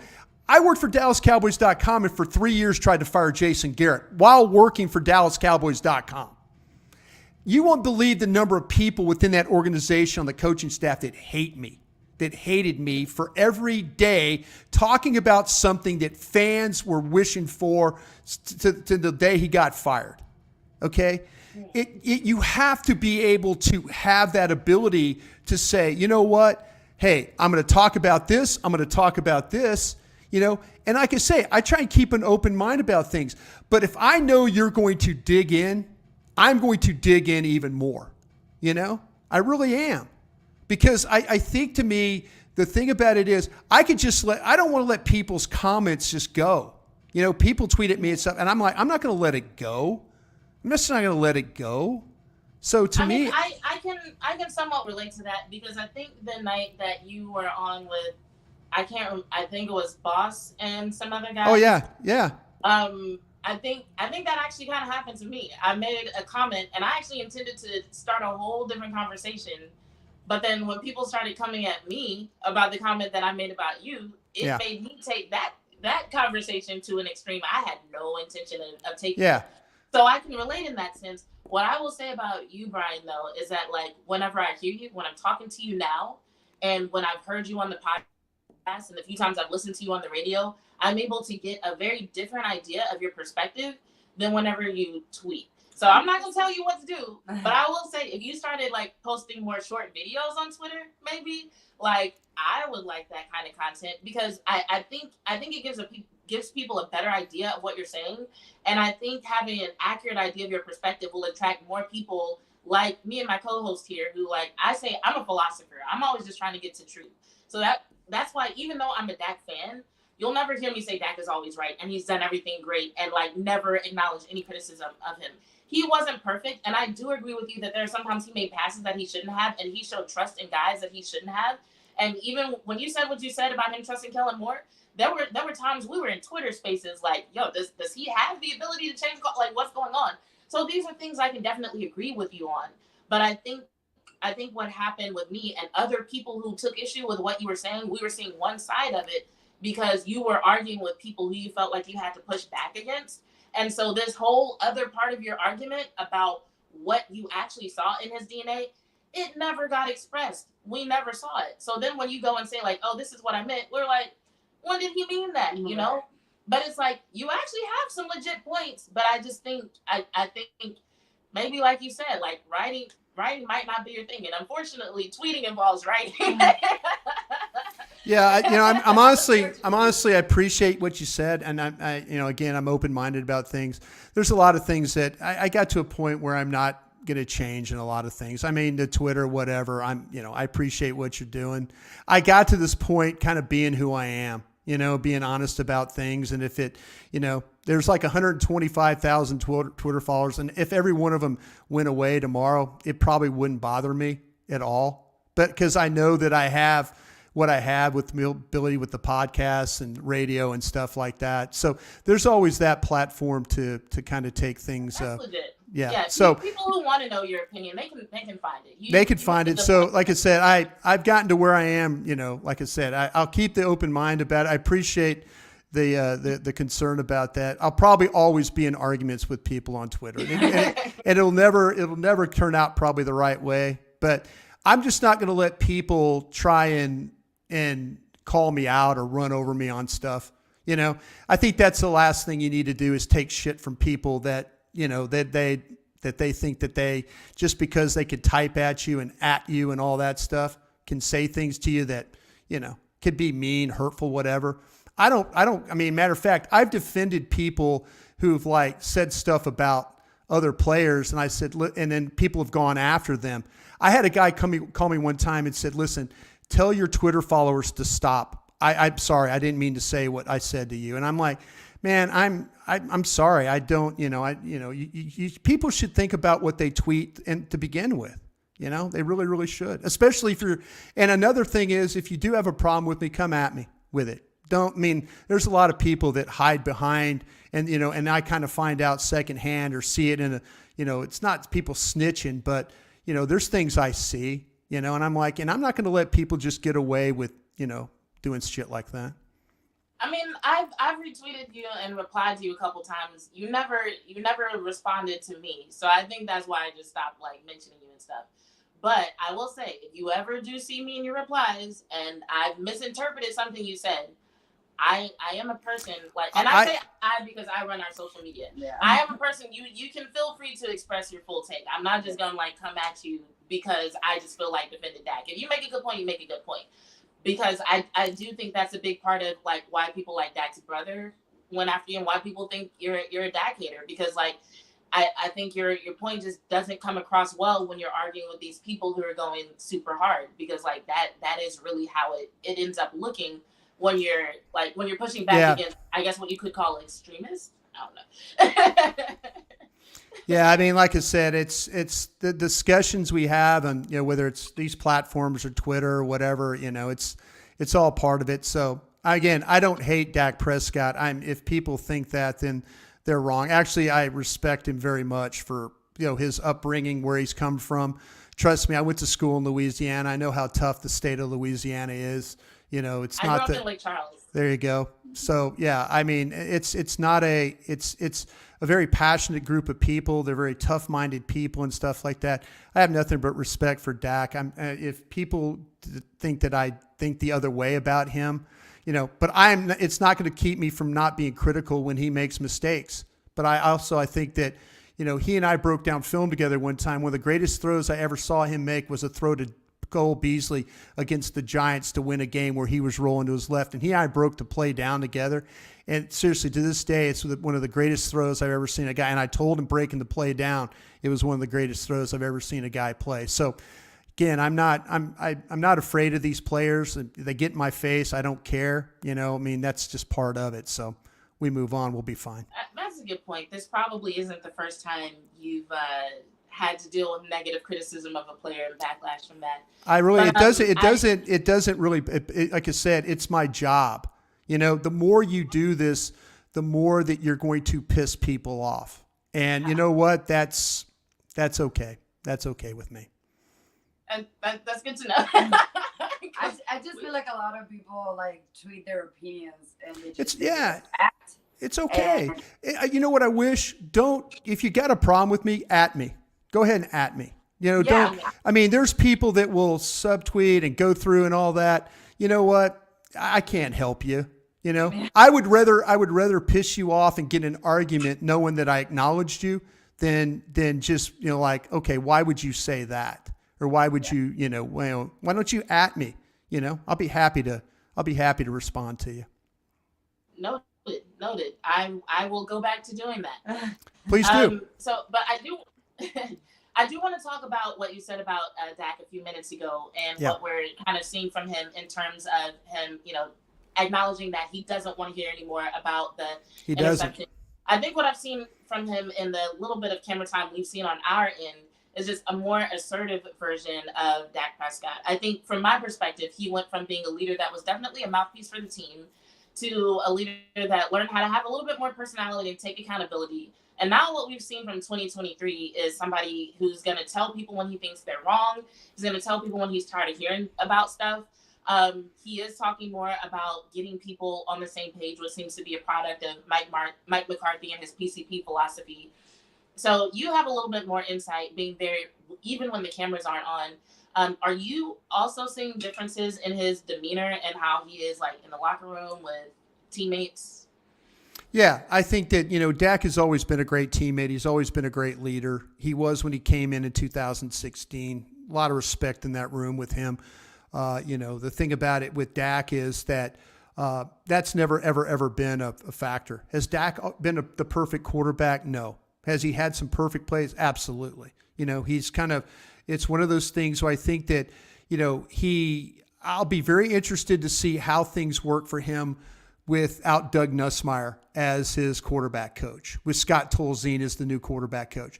The thing that could affect Dak in a bad way, and I hope this doesn't happen, but they made a lot of changes. They changed the offensive line coach.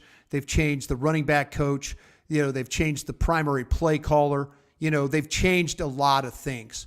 And I hope with Dak, it's one of those things with Dak that, that he's able to, they adjust things for him. They help him the way that, Kellen Moore was able. They need to run the ball better. They didn't run the ball better the last 2 years in the second half because of some injuries that they had. I hope that they can kind of get all those things back together. But this is, I just think that right now Dak is to a point where he is tired of, like I said, he is tired of standing up there and having to answer questions about throwing interceptions when it's been other players' fault. And he can't come out and call out Noah Brown. He can't call Michael Gallup out. He can't call, Ferguson out for the ball clanging off. He can't call these guys out. Now, maybe in private and stuff like that, he walks up to him and says, hey, listen, man, you got to help me here. He goes, I'm going to keep throwing you the ball, but you got to help me here. And that's the problem. That's the thing about it is. So Dak will always be a leader. Dak will always take the chances because he'll believe in his players more than anything. Instead of dialing back, he'll always push forward. But I think we're going to see a Dak Prescott's like more of a little bit of an edge to him about if there are mistakes and it's not his fault, then he's going to talk about that a little bit more than, he has in the past. Now, I know Zach Martin commented on Mike McCarthy bringing a little bit of an edge to the offense. So the edge that you're seeing from Dak Prescott, do you think it's because of Kellen Moore leaving and now Mike McCarthy having more interactions with the offense and more control over the offense, or do you think it's something else? Well, if you listen to Brian Schottenheimer, he says they've really kept 70% of the offense in, from the previous regime. Or from Kellen Moore. So obviously those are the things they've gone through and thought that Dak could be pretty good at, I'm sure there's some things that they've said, okay, these routes are good for Dak. Moving Dak in the pocket's good for us. They got to develop a screen game. They've got to develop some better, with the running stuff. They can't just because if one or two linemen go out or a lineman goes out, they just can't get shut down the way they have. So I could see Schottenheimer doing a couple of different things for as far as that goes. I wouldn't be surprised though if this team starts off, say 3-3. Or 4-3 or something like that, that maybe that Mike McCarthy gives the play calling to Brian Schottenheimer. If they don't start off well, but win some games because they're playing well defensively, the whole thing about it is it's trying to get Dak, back to that level where he's played. He's played it at some MVP-like levels, but then in the second half, something happens. So yeah, I think that edge of him, he realizes that, he's getting older and mistakes are magnified that are made. So yeah, I think that, but he's also to the point too, where it's like, I don't want to be the one standing up here and having to take all the blame for this crap. I just think there's a lot of moving parts. They might get this offense rolling, but I hope it's not one of those things where it's like 500 for half the season. Then all of a sudden they kind of figure some things out. I hope that from the jump that they get things going and, that McCarthy does get in a rhythm. But if they doesn't, I could see Mike handing that thing over to Brian Schottenheimer. And now, okay, is there a difference in the play callers? Different from Schottenheimer calling plays differently from McCarthy? Have they added some plays? Have they taken some plays out? Those are all things that can affect Dak. Interesting. And so I guess another question that I have kind of related to that, because I'm thinking more of like an off the field perspective, because like I was a human and organizational development major in college. So, when like my approach to team building, even as a coach and player on my own team, I do consider how the culture of the team is affecting my performance on the field. And so when we think about the absence of Ezekiel Elliott, I know one of the things that came up even when there were rumors of him being released, well, it was two things. Was, okay, who's going to pass block, which we can talk about at some point. But there was also talk about the impact that he had in the locker room. And so I was just wondering, do you think that has affected Dak or anyone else at all? Like, do you think Dak feels the need to step up in a different way because of that absence? Is there a noticeable difference in the team culture so far? I know there's only been like a few team events, but is it noticeable? Yeah. Well, you'll notice it a lot more when we get to Oxnard here in another month. That's when you'll really get to see the practices and stuff. Right now, it's been really more of glorified just walkthroughs, to be honest with you. There hasn't been the competitive aspects of things. We're seeing some of the things where, some guys are lining up in some positions and, maybe they're going to try them out. When we get to Oxnard, that's when you'll see. I think when you look at, I'm a big believer in the culture aspect of it. I understand what happened with Zeke. I understand, if Zeke was not making, $16, $17 million a year, maybe things would be a lot different for him. Everybody absolutely in that building loves Zeke. Jerry Jones loves Zeke. Everybody loves Zeke. They moved on because of the financial considerations, though. They're in the situations now where, Tony Pollard, we'll see if Tony can carry the entire weight of the running game. That's going to be one of those spots that, maybe if Deuce Vaughn and others, Jones don't step up, we'll see if, in fact, that they go out, Rico Dowdle, those guys, they've got to find somebody to play behind, behind Pollard, because Zeke was a guy, I mean, they did a great job splitting carries. I know Zeke didn't have the big yards per carry and all that, but the toughness, the first downs. I remember a play in a game, it was one of the games, it was, where they run the ball 3 straight times with Pollard on the goal line. He doesn't score. What do? They put Zeke in on 4th down, and they sit there and score with Zeke. They have got to figure out who that's going to be. Hunter Lipke, who is this guy going to be? Who's going to be the physical short yards? So this is a position, I think, that is, if they don't get out of it in the preseason what they envision, this could be where you see them trade some of the surplus with the offensive line, defensive line, secondary, somebody trade to try and get a back that they could pair with Pollard and not make Tony have to carry everything, in it. But I think they're going to miss Zeke for that physicality and that ability, that toughness that they need. Yeah, I agree. And it sounds like for each thing that Zeke brought to the table, they've got somebody who can potentially, bring what Zeke brought. But it's definitely not in one total package right now. And I am one of the people who really does miss Zeke, and I wish there was a way that he could still be a part of the team and on some level.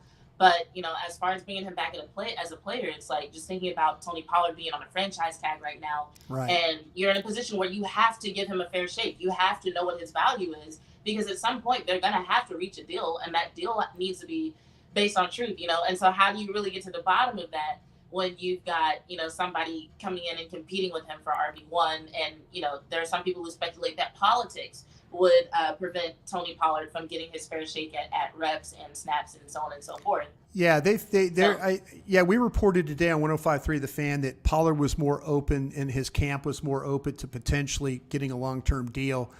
But then we heard long-term deal with Dalton Schultz, and they tried with Dalton Schultz. I think they offered him $31 million and he turned it down. So, maybe, Adam Pacifica, the cap guy, Todd Williams, Stephen Jones, those guys, maybe they can find a way to find some common ground with Pollard. I anticipate, and I don't know which one it'll be, I anticipate they'll have a signing when we get to Oxnard.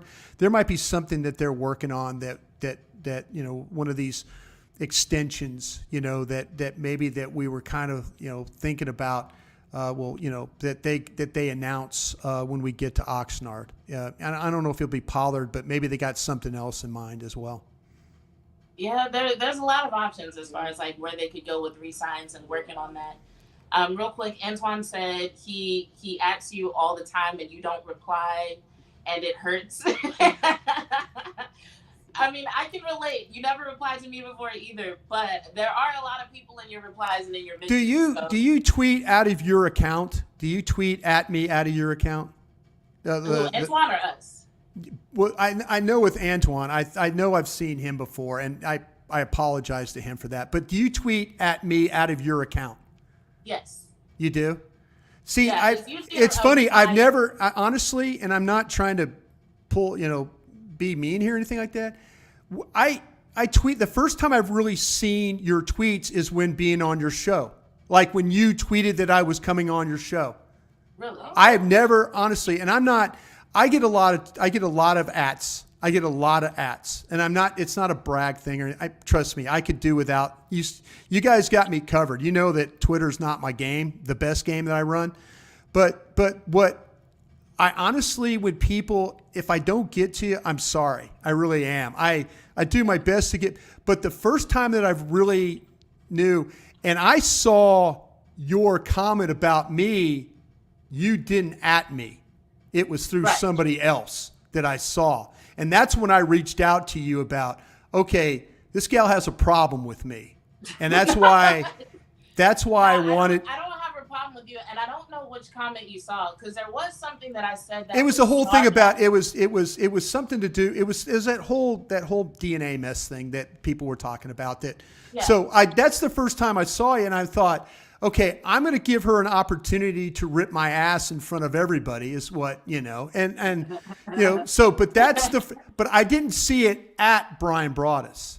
See, So when the whole DNA thing blew up that weekend, I think I quote tweeted you, and I can look it up in a second if it's relevant. But I know I quote tweeted you and I replied to you. But I'm sorry. That is okay. Well, I'll catch you next time on that. I'm sorry about that. Yeah. When you were on Boss's show recently, I didn't mention you, but that's mainly because it's like I have a personal philosophy that like I usually only mention people whenever I have 3 criteria for it. It's when it's a compliment or something I think they'd like to see, or it's a question that I genuinely want them to answer.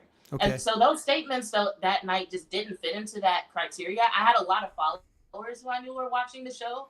And so it was more so for us to have a conversation about it so people could reply to my tweet. Yeah. Some of the people who ended up replying to me don't even follow me. Like Wes doesn't follow me, but like he started talking to me about it and it turned into this whole big thing. And I know one of the things that I said was like sarcasm, and somebody was just like, dang, why are you going on Bryan Broaddus like that? And I'm like, no, that's sarcasm. I'm like summarizing the ridiculousness of what these guys are saying to me on Twitter because like they're making, Bryan Broaddus sound like some guy who just is too old to know how to use Twitter. And there's probably times I have, you can have all my followers if you want. I'll give them all to you. You can have them all. How about that? So no, definitely no problems with you as a person. I had a problem with the DNA thing. I had a big problem with that. But sure. I think I'm at a point where I'm ready to make peace with that. But Antoine or someone did have a question about that. I can't find it now. But someone asked about what the players are saying behind the scenes about Kellen Moore leaving. I'm not going to ask you to answer. They're good. They're all good. They're all good. No, everybody's good. They have no problem. They have no problem with him leaving. They really, really don't. I think that's a really good general answer. But I am curious because you said something about, Dak shouldn't have trusted the offensive coordinator as much. So based on your philosophy about who Dak is about it as a competitor and what you've seen from this offense, do you think that the approach Mike McCarthy is taking is going to make a big enough difference for the Cowboys to see different results this year, especially mostly in terms of postseason success, actually? Because I think, I think that's what most people want to see. Because like if you take the regular season in isolation, they didn't do that bad. Even a lot of the games where Dak had multiple interceptions, some of them they still won. But I think it's the postseason that people want to see a difference. Yeah, I mean this offense could be really, really good, but it could also maybe take 1 or 2 years to be really, really good. Maybe this first year it doesn't work. You see some flashes, and then all of a sudden Jerry Jones says, "You know what? I don't want to lose Dan Quinn as a coach. I'm going to name him the head coach." I mean, to me, that's where I kind of feel like though that Mike McCarthy's put himself clearly in the firing line of what's going on here. I know talking to some defensive players about they absolutely love Brian Schottenheimer and what he was able to do to help them get ready for games last year. They are fired up about him. We'll see about we'll talk with we haven't really had an opportunity to see the practices and stuff like that, what they feel like with McCarthy and those guys have done. McCarthy's clearly put himself out there. He's put himself, he's put the Schottenheimer out there. He's put all these guys. This offense might be something that could actually work.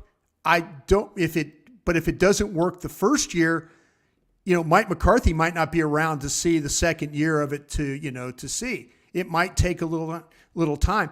I think they turned over a lot of I personally feel like they've turned over a lot of the staff. New line coach, new running back coach, new coordinator, new primary play caller. That's a big turnover. What's the one thing that we've seen on defense? It's been the same consistent guys. Now, they've moved on from George Edwards and Leon Lett and some guys like that, but the primary pieces are still in place for their defense to be good. You feel like that Dan Quinn is going to do, and these coaches, Joe Witt and AD and those guys are going to do whatever they need to do in order to put those defensive players in position. Curse, Parsons, whoever, Osa Odigizua, whoever they find ways to do that. The trick is going to be, is McCarthy and Schottenheimer, are they going to be able to do the same thing on offense? That we'll be able to see very, very early, because if it doesn't work out, again, I feel like that maybe that we could see Brian Schottenheimer coming in and calling plays and trying to kind of pull things together, if the offense isn't clicking right out of the gate. Yeah, I mean, we heard that comment from CeeDee Lamb recently about how the team last year wasn't on the same page as often as they'd like to be, and we heard a little bit of that at the beginning of last season from Dak and CeeDee about them not being on the same page.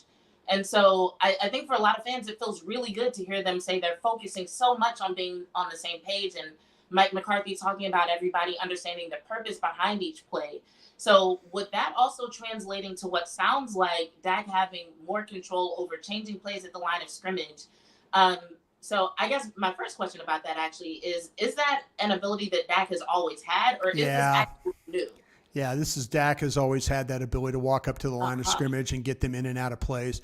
The one thing, I was talking to Sean Payton about this one time, and I said, this is when Dak was really, really young, and they were working. Garrett and those guys were working with him, Scott Linehan.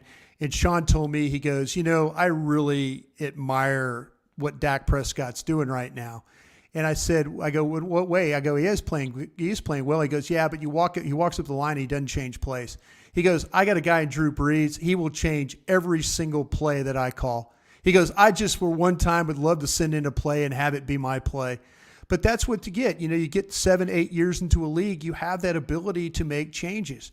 We've seen with Dak, get in and out of runs, have that ability to, move personnel around, make things happen that way. This is no different. I mean, like I say, they've kept 70% of the offense in. What other 30% can they add? It's got to be something to do with the running game and how they want to get to the running game. And they've got, like I said earlier, they've got to develop some type of screen game, whether it's with the backs, the tight ends. They've got to develop something that will take advantage of the Tony Pollards and the Deuce Vaughns and the players like that. With what they're trying to do. I will never forget this past season. There was a game where the Cowboys actually did run a screenplay, and my entire Twitter feed just lit up like, oh my goodness, did we just run a screen? So that is crazy. I think from my perspective, with them talking about the 30% in changes, yeah, I think the way that they've been talking about, Dak having more control over the offense and everybody being on the same page, it almost felt like that was the 30%. So what you're saying is that Dak has always had that ability. Yeah. So I'm wondering if there's going to be, and you might not be able to answer this, but I'm wondering if there's just going to be a different approach to how the plays are called that gives him more time to do that, or if everybody being on the same page actually will make that big of a difference. I think it'll make an absolute difference. And I think Mike has got to get back into the rhythm. And Mike was at the OTAs and the mini camps. He had the walkie-talkie. He was talking to the quarterbacks. He was calling the plays. It's going to be about the game and the management of the game. My guess is that Brian Schottenheimer will be upstairs in the booth. Mike on the field. There'll be constant conversation about how they're going to handle things on the sideline. Scott Tolzien will go through like the stuff on the pads that they need to do. It's just a matter of getting him to plays faster.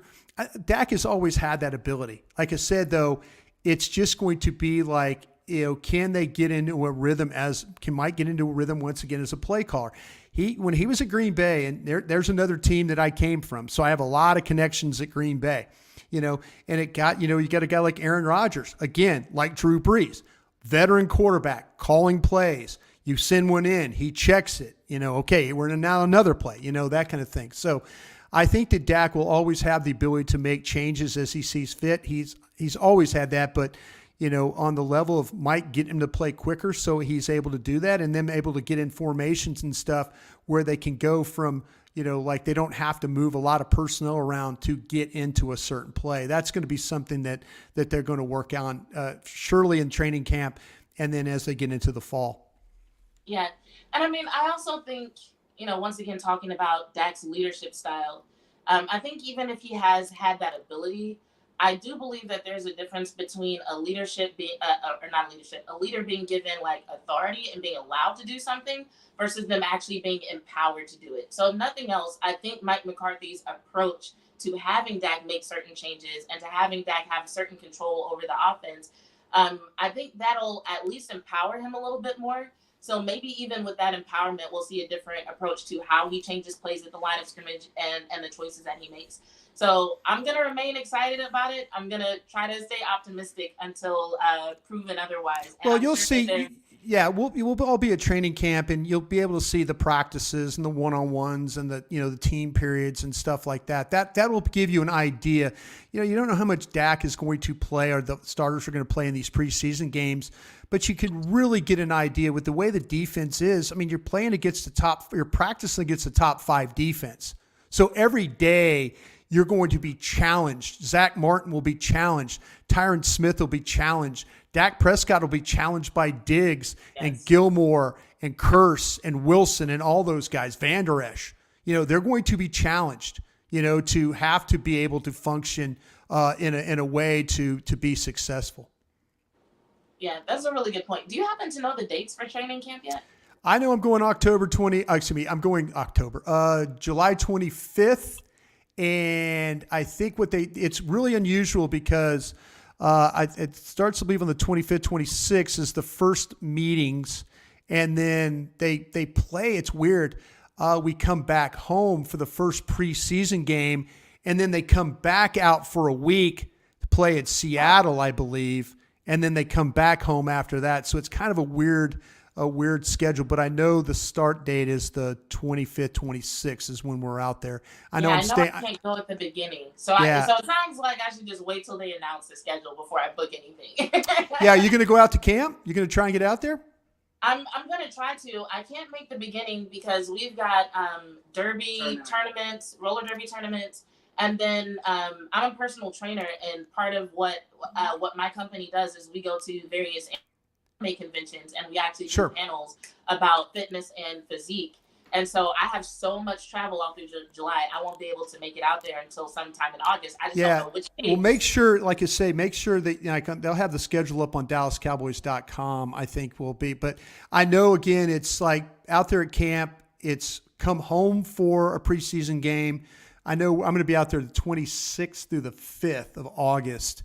And then we'll come back and then it's kind of a back and forth thing, but make sure you catch it when they're in town for sure. Yeah. I'll definitely do that. but I'll hold off on booking anything out there because it sounds like it might be different from last year. Yes. One other question I wanted to ask you, since you mentioned personnel changes, the new hire. I've been really curious about what John Park is going to be doing for the Cowboys. Because, some people mention that we used to have a stats guy, and I think his title, the Director of Football Research, suggests to a lot of people that he's going to be a stats guy. But I think it's interesting that, one, he has a different title than our previous stats guy. And two, there used to be someone in the building who was very much in charge of team culture. And to my knowledge, that person... Rob Davis. Yes. Rob Davis, yeah. And so... John Park, I was just wondering if you heard anything about what his role was going to be, because I'm just really curious what would pull the Cowboys, obviously. But, this guy already had a job with the Colts. So, why did he move over with the Cowboys? And, why the Cowboys, feel the need to take him in particular? I've looked a little bit into his background. He seems to be like a sports-loving guy, not just a stats-loving guy. But, he's talked about, being creative and, bring his talents to the team. So I'm just wondering if it's going to go beyond just, on the field stats in terms of successful plays, EPA, things like that. I reached out to a guy in the organization that told me all about this, man. I'll read to you what the text said to me. They had a guy named Tom Robinson. He used to be the analytics guy before Mr. Park here. So I said, is this a Tom Robinson guy? He said, not a Tom Robinson guy.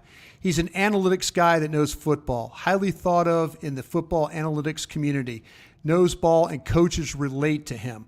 I asked this question. I said, does he help with game management? Part of analytics, not sure the process will roll out, but one of his jobs. So with that being said, one of his jobs. So potentially Tom didn't help with the analytics or didn't help with the game management, but maybe this, like I said, it sounds like to me that Park is one of those guys that he says, no, my guy said knows ball, the game, of course, and the coaches relate to him. So that I think is maybe you have a guy that has that analytics background, but that, like I say, could be part of it, could be the game management stuff if they need him, but they've yet to determine really what that role would be. That came from a very high. He also has a background like in player development too, so that just really piqued my interest. Rob Davis, who got fired, was at Green Bay, was a deep snapper. He used to be the long snapper for the Packers, and Mike hired him after he got finished with his career. He really was in kind of like a player programs guy, where he would interact with the players, in football operation, things like that. So they felt like, let's be honest, there was quite a bit of bloodletting that went on between Jerry Jones and Mike McCarthy. When you talk about Joe Philbin was let go, and then all of a sudden, Mike says, okay, you're going to get Joe Philbin. Well, how about we take George Edwards out here? Okay, you take George Edwards out. Well, hey, by the way, we need to get rid of this Rob Davis. Okay, I'm going to get rid of Leon Lett. I think there was a little bit of prisoner for prisoner trading going on here with the Dallas Cowboys. Jerry does not want a huge staff. He does not want a big staff where you have coaches to assistants. That's not his gig. Jerry is totally against all that. So all of a sudden, you get a guy like Joe Philbin making a couple $1 million a year as an offensive line coach. Jerry's like, I'm not going to pay him $2 million a year. I'm sorry, I'm just not. I'm already paying a defensive coordinator almost $5 million a year here. So Jerry, there was a lot of like, you get rid of my guy, I'm going to get rid of your guy. You get rid of my guy, I'm going to get rid of your guy. And if you look at happen, like I say, Jerry Jones lost some guys. George Edwards is a friend of mine. I worked with George in the early 2000s. And George thought that, if they made a change at coordinator, if Dan left, that he had a shot at the job. Next thing you know, he's out of a gig. So there's Skip Pete, another one, Jerry Jones' favorite. Boom, gone. So a lot of things going on in the offseason there that kind of got this coaching staff shaped the way it is. Interesting. Did you have any questions? I've been talking this whole time. You're good. I'm on the chat. You're good. You're doing your thing on the tell chat. the questions. You're good. I appreciate that. All right. Well, we've talked a little bit about the offense. You've been with us for so long, so thank you. But no before problem. I go, I do want to ask a couple of questions about the defense. I'm really into offense. Like all my favorite players on the offense, so I get excited about offensive questions. But I hope they don't let you down. What did you say? I hope they don't let you down. Yeah. I hope they don't either. And see, that's one of those statements that on Twitter people would like take the completely wrong way. But now I get what you mean. But when it comes to our defense, I think there might still be a few people who are hoping to see a little bit more depth at linebacker. How are you feeling? Do you feel like there are still some holes to be filled? Or are you on the side of people who are like, nah, we're about to have a number one defense and they're virtually perfect? Yeah, there's questions about what's going on at linebacker. We'll see what happens with Clark. It's amazing that Clark even played last year. I wasn't. I went to school at LSU, so I know Clark. I love the player. It's amazing the toughness that he and Britt Brown showed to the athletic the rehabilitator of he does a great job and Clark was. For him to even play was just amazing. But they've got some questions there. They've got some questions with Clark. Can he get better?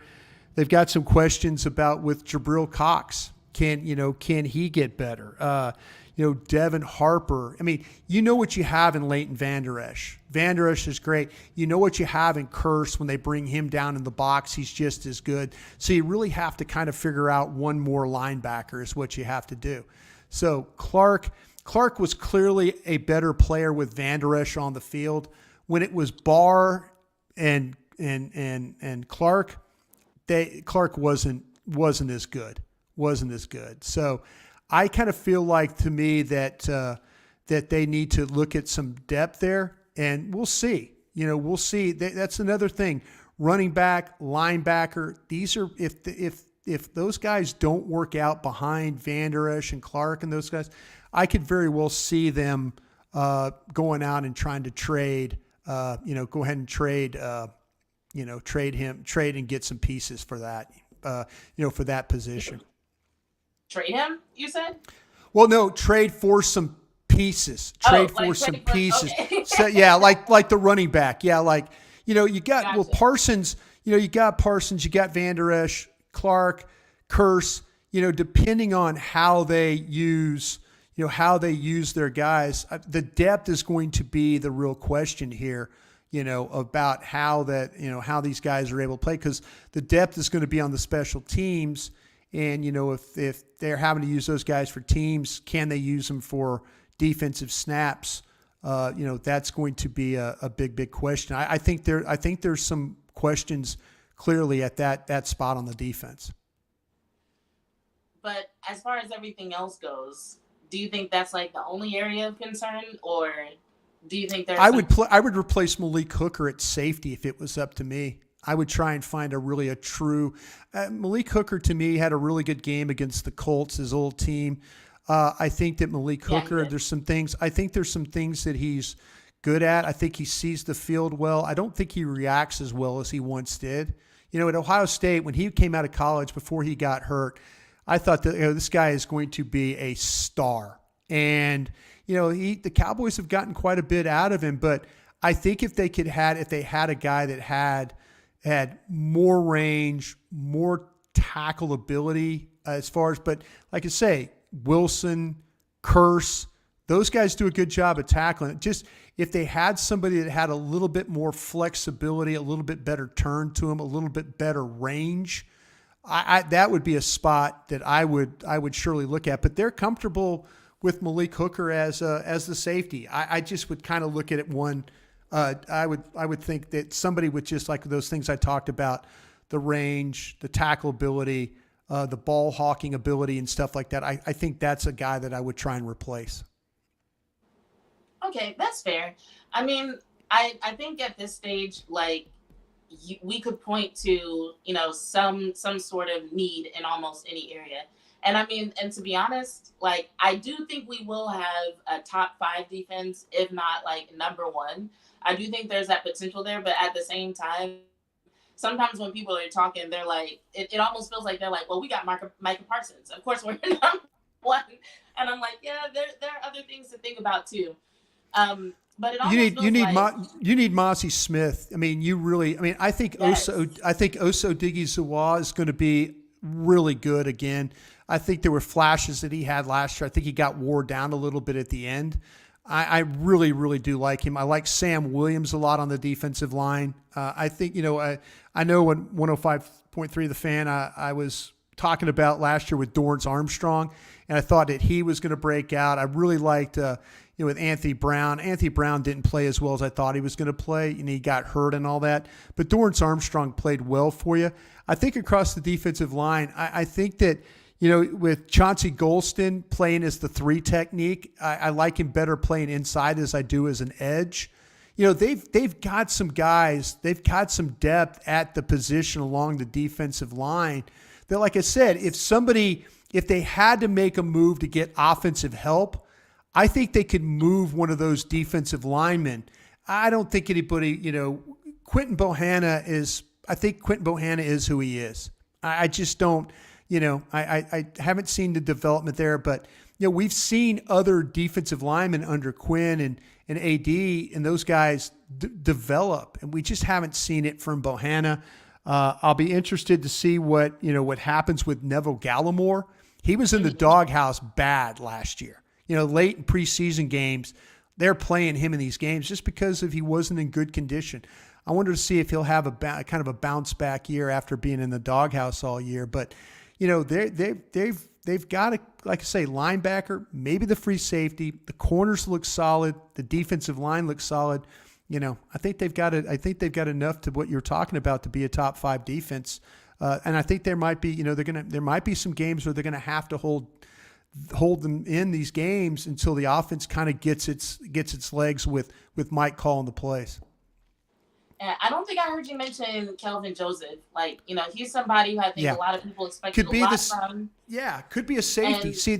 Go ahead. I'm sorry. I'm interrupting you there. Yeah, I was actually going to ask you about that. Is there any legitimacy to him, moving to safety? Is that something that, people should expect something from, or is it just sort of a last-ditch effort by the team to give him a chance? Well, yeah, I mean, that people would probably look at that, but I tell you what, he looked comfortable playing. On special teams, you watch him, he had a couple of errors where, like he didn't track the ball and then had some early contact fouls and stuff like that. But here's a guy that he hasn't in his career played a lot of defensive football. He was at LSU. He didn't play a lot there. He was at Kentucky. He didn't play a lot there. He went in the draft. He got picked the second round. Dan Quinn stuck his neck out for him, in the second round. They're going to see if they can get something out of him. I think he's a really good special teams player. He's tough. He's willing to hit. He's willing to wrap up. Maybe he's this free safety guy that, but when you're back there, you got to be able to have the ability to communicate and see what's happening. You can't just be a run hit guy. Run hit guys are like the linebackers. At safety, you have to have a little bit more awareness and stuff. But I would try him back there. I would absolutely try. I'm interested to see, with Mukuamu, they're trying him. Could he be at safety? Could he also? I saw him getting to play some slot. So the more that those guys could do with Joseph, I think it worse for Bones. He's going to be a core special teams guy. At best, he's going to be a core special teams guy and be a dependable backup when it may be at that free safety spot. I think they've moved on from him as a corner and willing to try him at that safety spot. Yeah. Okay. So I like what you said. Like it definitely affirms, that there is room for, I wouldn't say concern, but the defense isn't totally perfect yet. But it does sound like they're ahead of the offense as far as your trust factor 100%. Right now. Yeah. And I think I'm a little bit more sold on the offense than you are, which is fair. It's fair. You've been doing this for a long time. You've seen a lot. My only question about the offense, my only real question is they're going to see if Tolbert can play. They're going to throw Tolbert in the deep end of the pool and see if he can play. And you need, with the offense, my only question about the offense, I'm interested to see what happens on the left side there with Tyron Smith and Tyler Smith. I'm interested to see how that plays out. I think that Steele coming back will be a huge help. Zach Martin is a better player with Terrence Steele playing to his right as he is with Tyron Smith playing to his right. He's a better player at guard. And so, they have to get that solidified. I think that everyone's going to like Luke Schoonmaker. I think Michigan didn't showcase his ability to really catch the football. He's a really good point of attack blocker. So that I think will be better off for them. The questions they're going to have is at wide receiver with Gallup. Though Cooks coming in really, really helps. That's going to take a lot of pressure off Gallup. My questions about the offense and my confidence level with the offense is, as I mentioned earlier, and I think I've said it a lot here, is you changed out the coordinator, the offensive line coach, the running back coach, and again, the primary play caller and the quarterback coach. You changed out the quarterback coach. That is a lot on one group, one area. That's my only question. I think the talent's clearly there. I just think there's a big the turnover of the staff. It could be one of those things that could absolutely be a brilliant stroke of genius by Mike McCarthy, or it could be one of those things that gets him fired. That's kind of how you're right. That's how extreme it is. So far, what we've heard from various people on the offense, we've heard from Simi, we've heard from Dak, we've heard from CD, we've heard from Tolbert, we've heard from Zach Martin. It sounds like everybody on the offense feels even more confident and comfortable. Like they seem really good with the changes. Like, do you agree with that? Do you think they're just, because it does sound like there's a lot of positivity coming out of the Cowboys camp. I'm like, so nothing is going wrong, y'all. So it might be that there's some things that they're not expressing. Yeah, that's the thing. Yeah, but we really, to be honest with you, we haven't seen a whole heck of a lot about, it's the practices. We haven't had the opportunity. They go out and practice on the grass field. We don't see if there's competitive stuff going on out there. We've seen some 7-on-7 stuff, a lot of walkthrough stuff. Yeah, the positivity is just because of maybe everybody's happy. Not maybe. I know guys are happy that Kellen Moore's gone. I mean, I'm not giving government secrets here. I'm telling you the truth. We'll see if in fact that they can put things together in order to make this work. I mean, people say, oh, you have a problem with Mike McCarthy. You have a problem with this, problem with that. No, I'm just being honest of, I don't think everything is all, I'm not trying to sugarcoat things here. I'm trying to tell you that, man, the experience I have with high turnover at certain position or high turnover on coaching staff, it takes some time. It does take some time. And so to me, my confidence is all about the defense, and you're going to have to earn my trust and my confidence on the offense. But, it's the positivity is because you've got new coaches and new spots. Let's see if that translates into victories, though. Do you think there's any truth to the idea that Kellen Moore's relationship with Dak Prescott was holding him back a little bit? I think there was things that Kellen wasn't always willing to call Dak out for everything.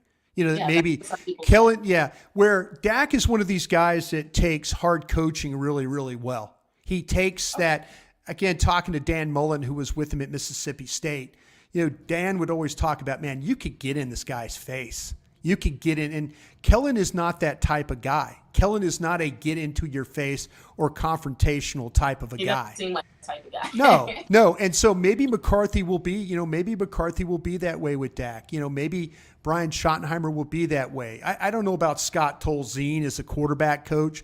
I know that Dak was not too happy about Doug Nussmeier getting fired.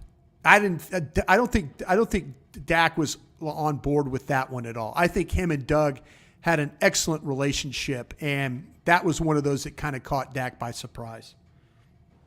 Interesting. So I want to flip from that real quick, just because I feel like our time is running out. Yes. But you mentioned Tolbert being kind of thrown into the fire, which he definitely should be. It's kind of at that point, where we need to figure out what he's made of. But I'm team Simi. And so I'm just curious about your perspective, because it seemed like last year Simi Fehoko was like on a trajectory to get even more snaps and more reps than he was getting already before that injury. So as a final question, what do you see for him this season? From Tolbert, to me, I just feel like that I was talking to somebody in the scouting department about him the other day, and I said, hey, am I reading this the wrong way? I'm sorry, you're asking me about Tolbert, right? I see Simi here. Did you talk about Simi or? I was asking about Simi Fehoko as compared to. Okay, I'm sorry because I'm dealing with two things.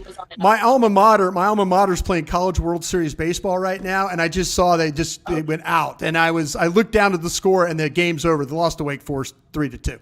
Okay. You're asking me about Simi. Okay, I'm sorry about that. This is what happens when you get older, you get distracted. So I got distracted looking down, seeing the final score there in the College World Series. Simi, to me, this is very, very important year for Simi. If you look at Simi Fehoko when he was coming out, I remember evaluating the game against UCLA. And Stanford, he must have had 17 catches in the game. It was incredible what he was doing. When you talk to people about Simi Fehoko and what they'd like for him to do, they would like for him to develop into the Cedric Wilson, Noah Brown type of a role.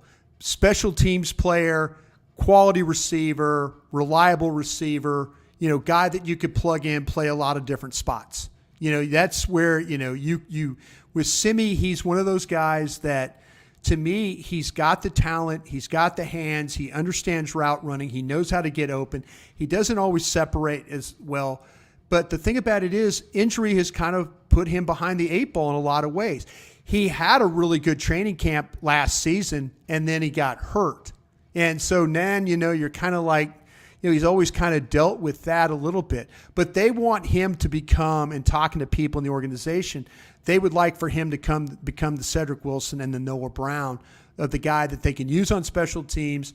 They could use as the fifth receiver, and that they can, and that, if they have to, they can move him inside, outside.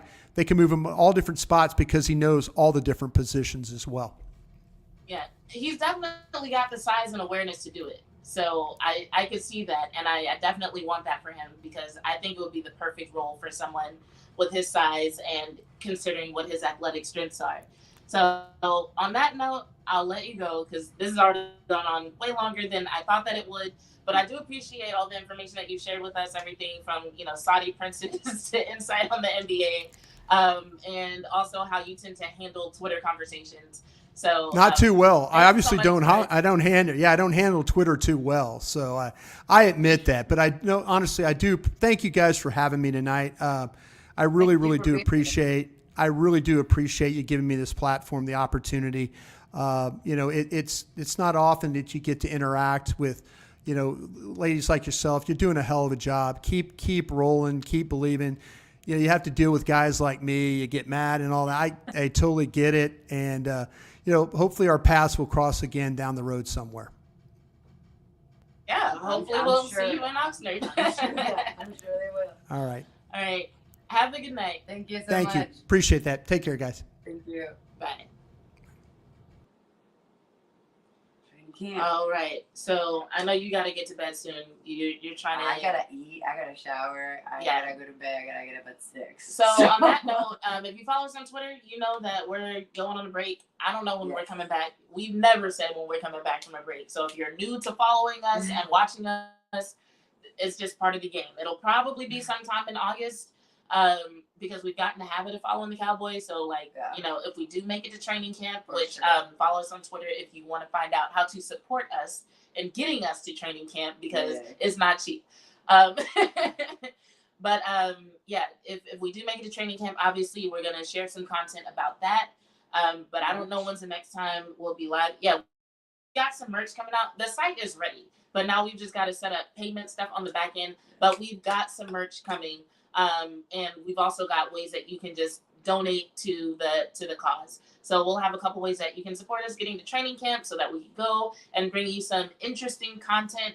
I've got some content planned that I want to do. I just got to be in the position to talk to the right people.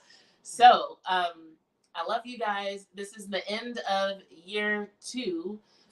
Appropriate that it's right after Father's Day. Like my dad, who passed away, actually before he ever even got to hear an episode of this podcast, but he was one of the biggest supporters of this podcast before it even existed, and encouraged me to go with the name Bitches Love Sports, and thought it would stand out, and that I was the type of person who could who could carry that brand.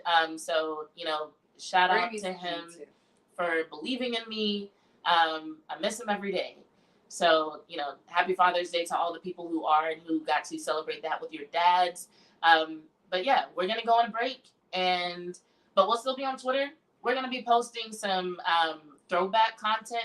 I think we have some content that we never released that doesn't apply to stuff that's happening, but it's hilarious. Yeah. So yeah, follow us on Twitter for the new content, and we appreciate all of you. Thank you so much. Love you. On that note, I'm Bitch 2. I'm Bitch 1. And we out. Bye.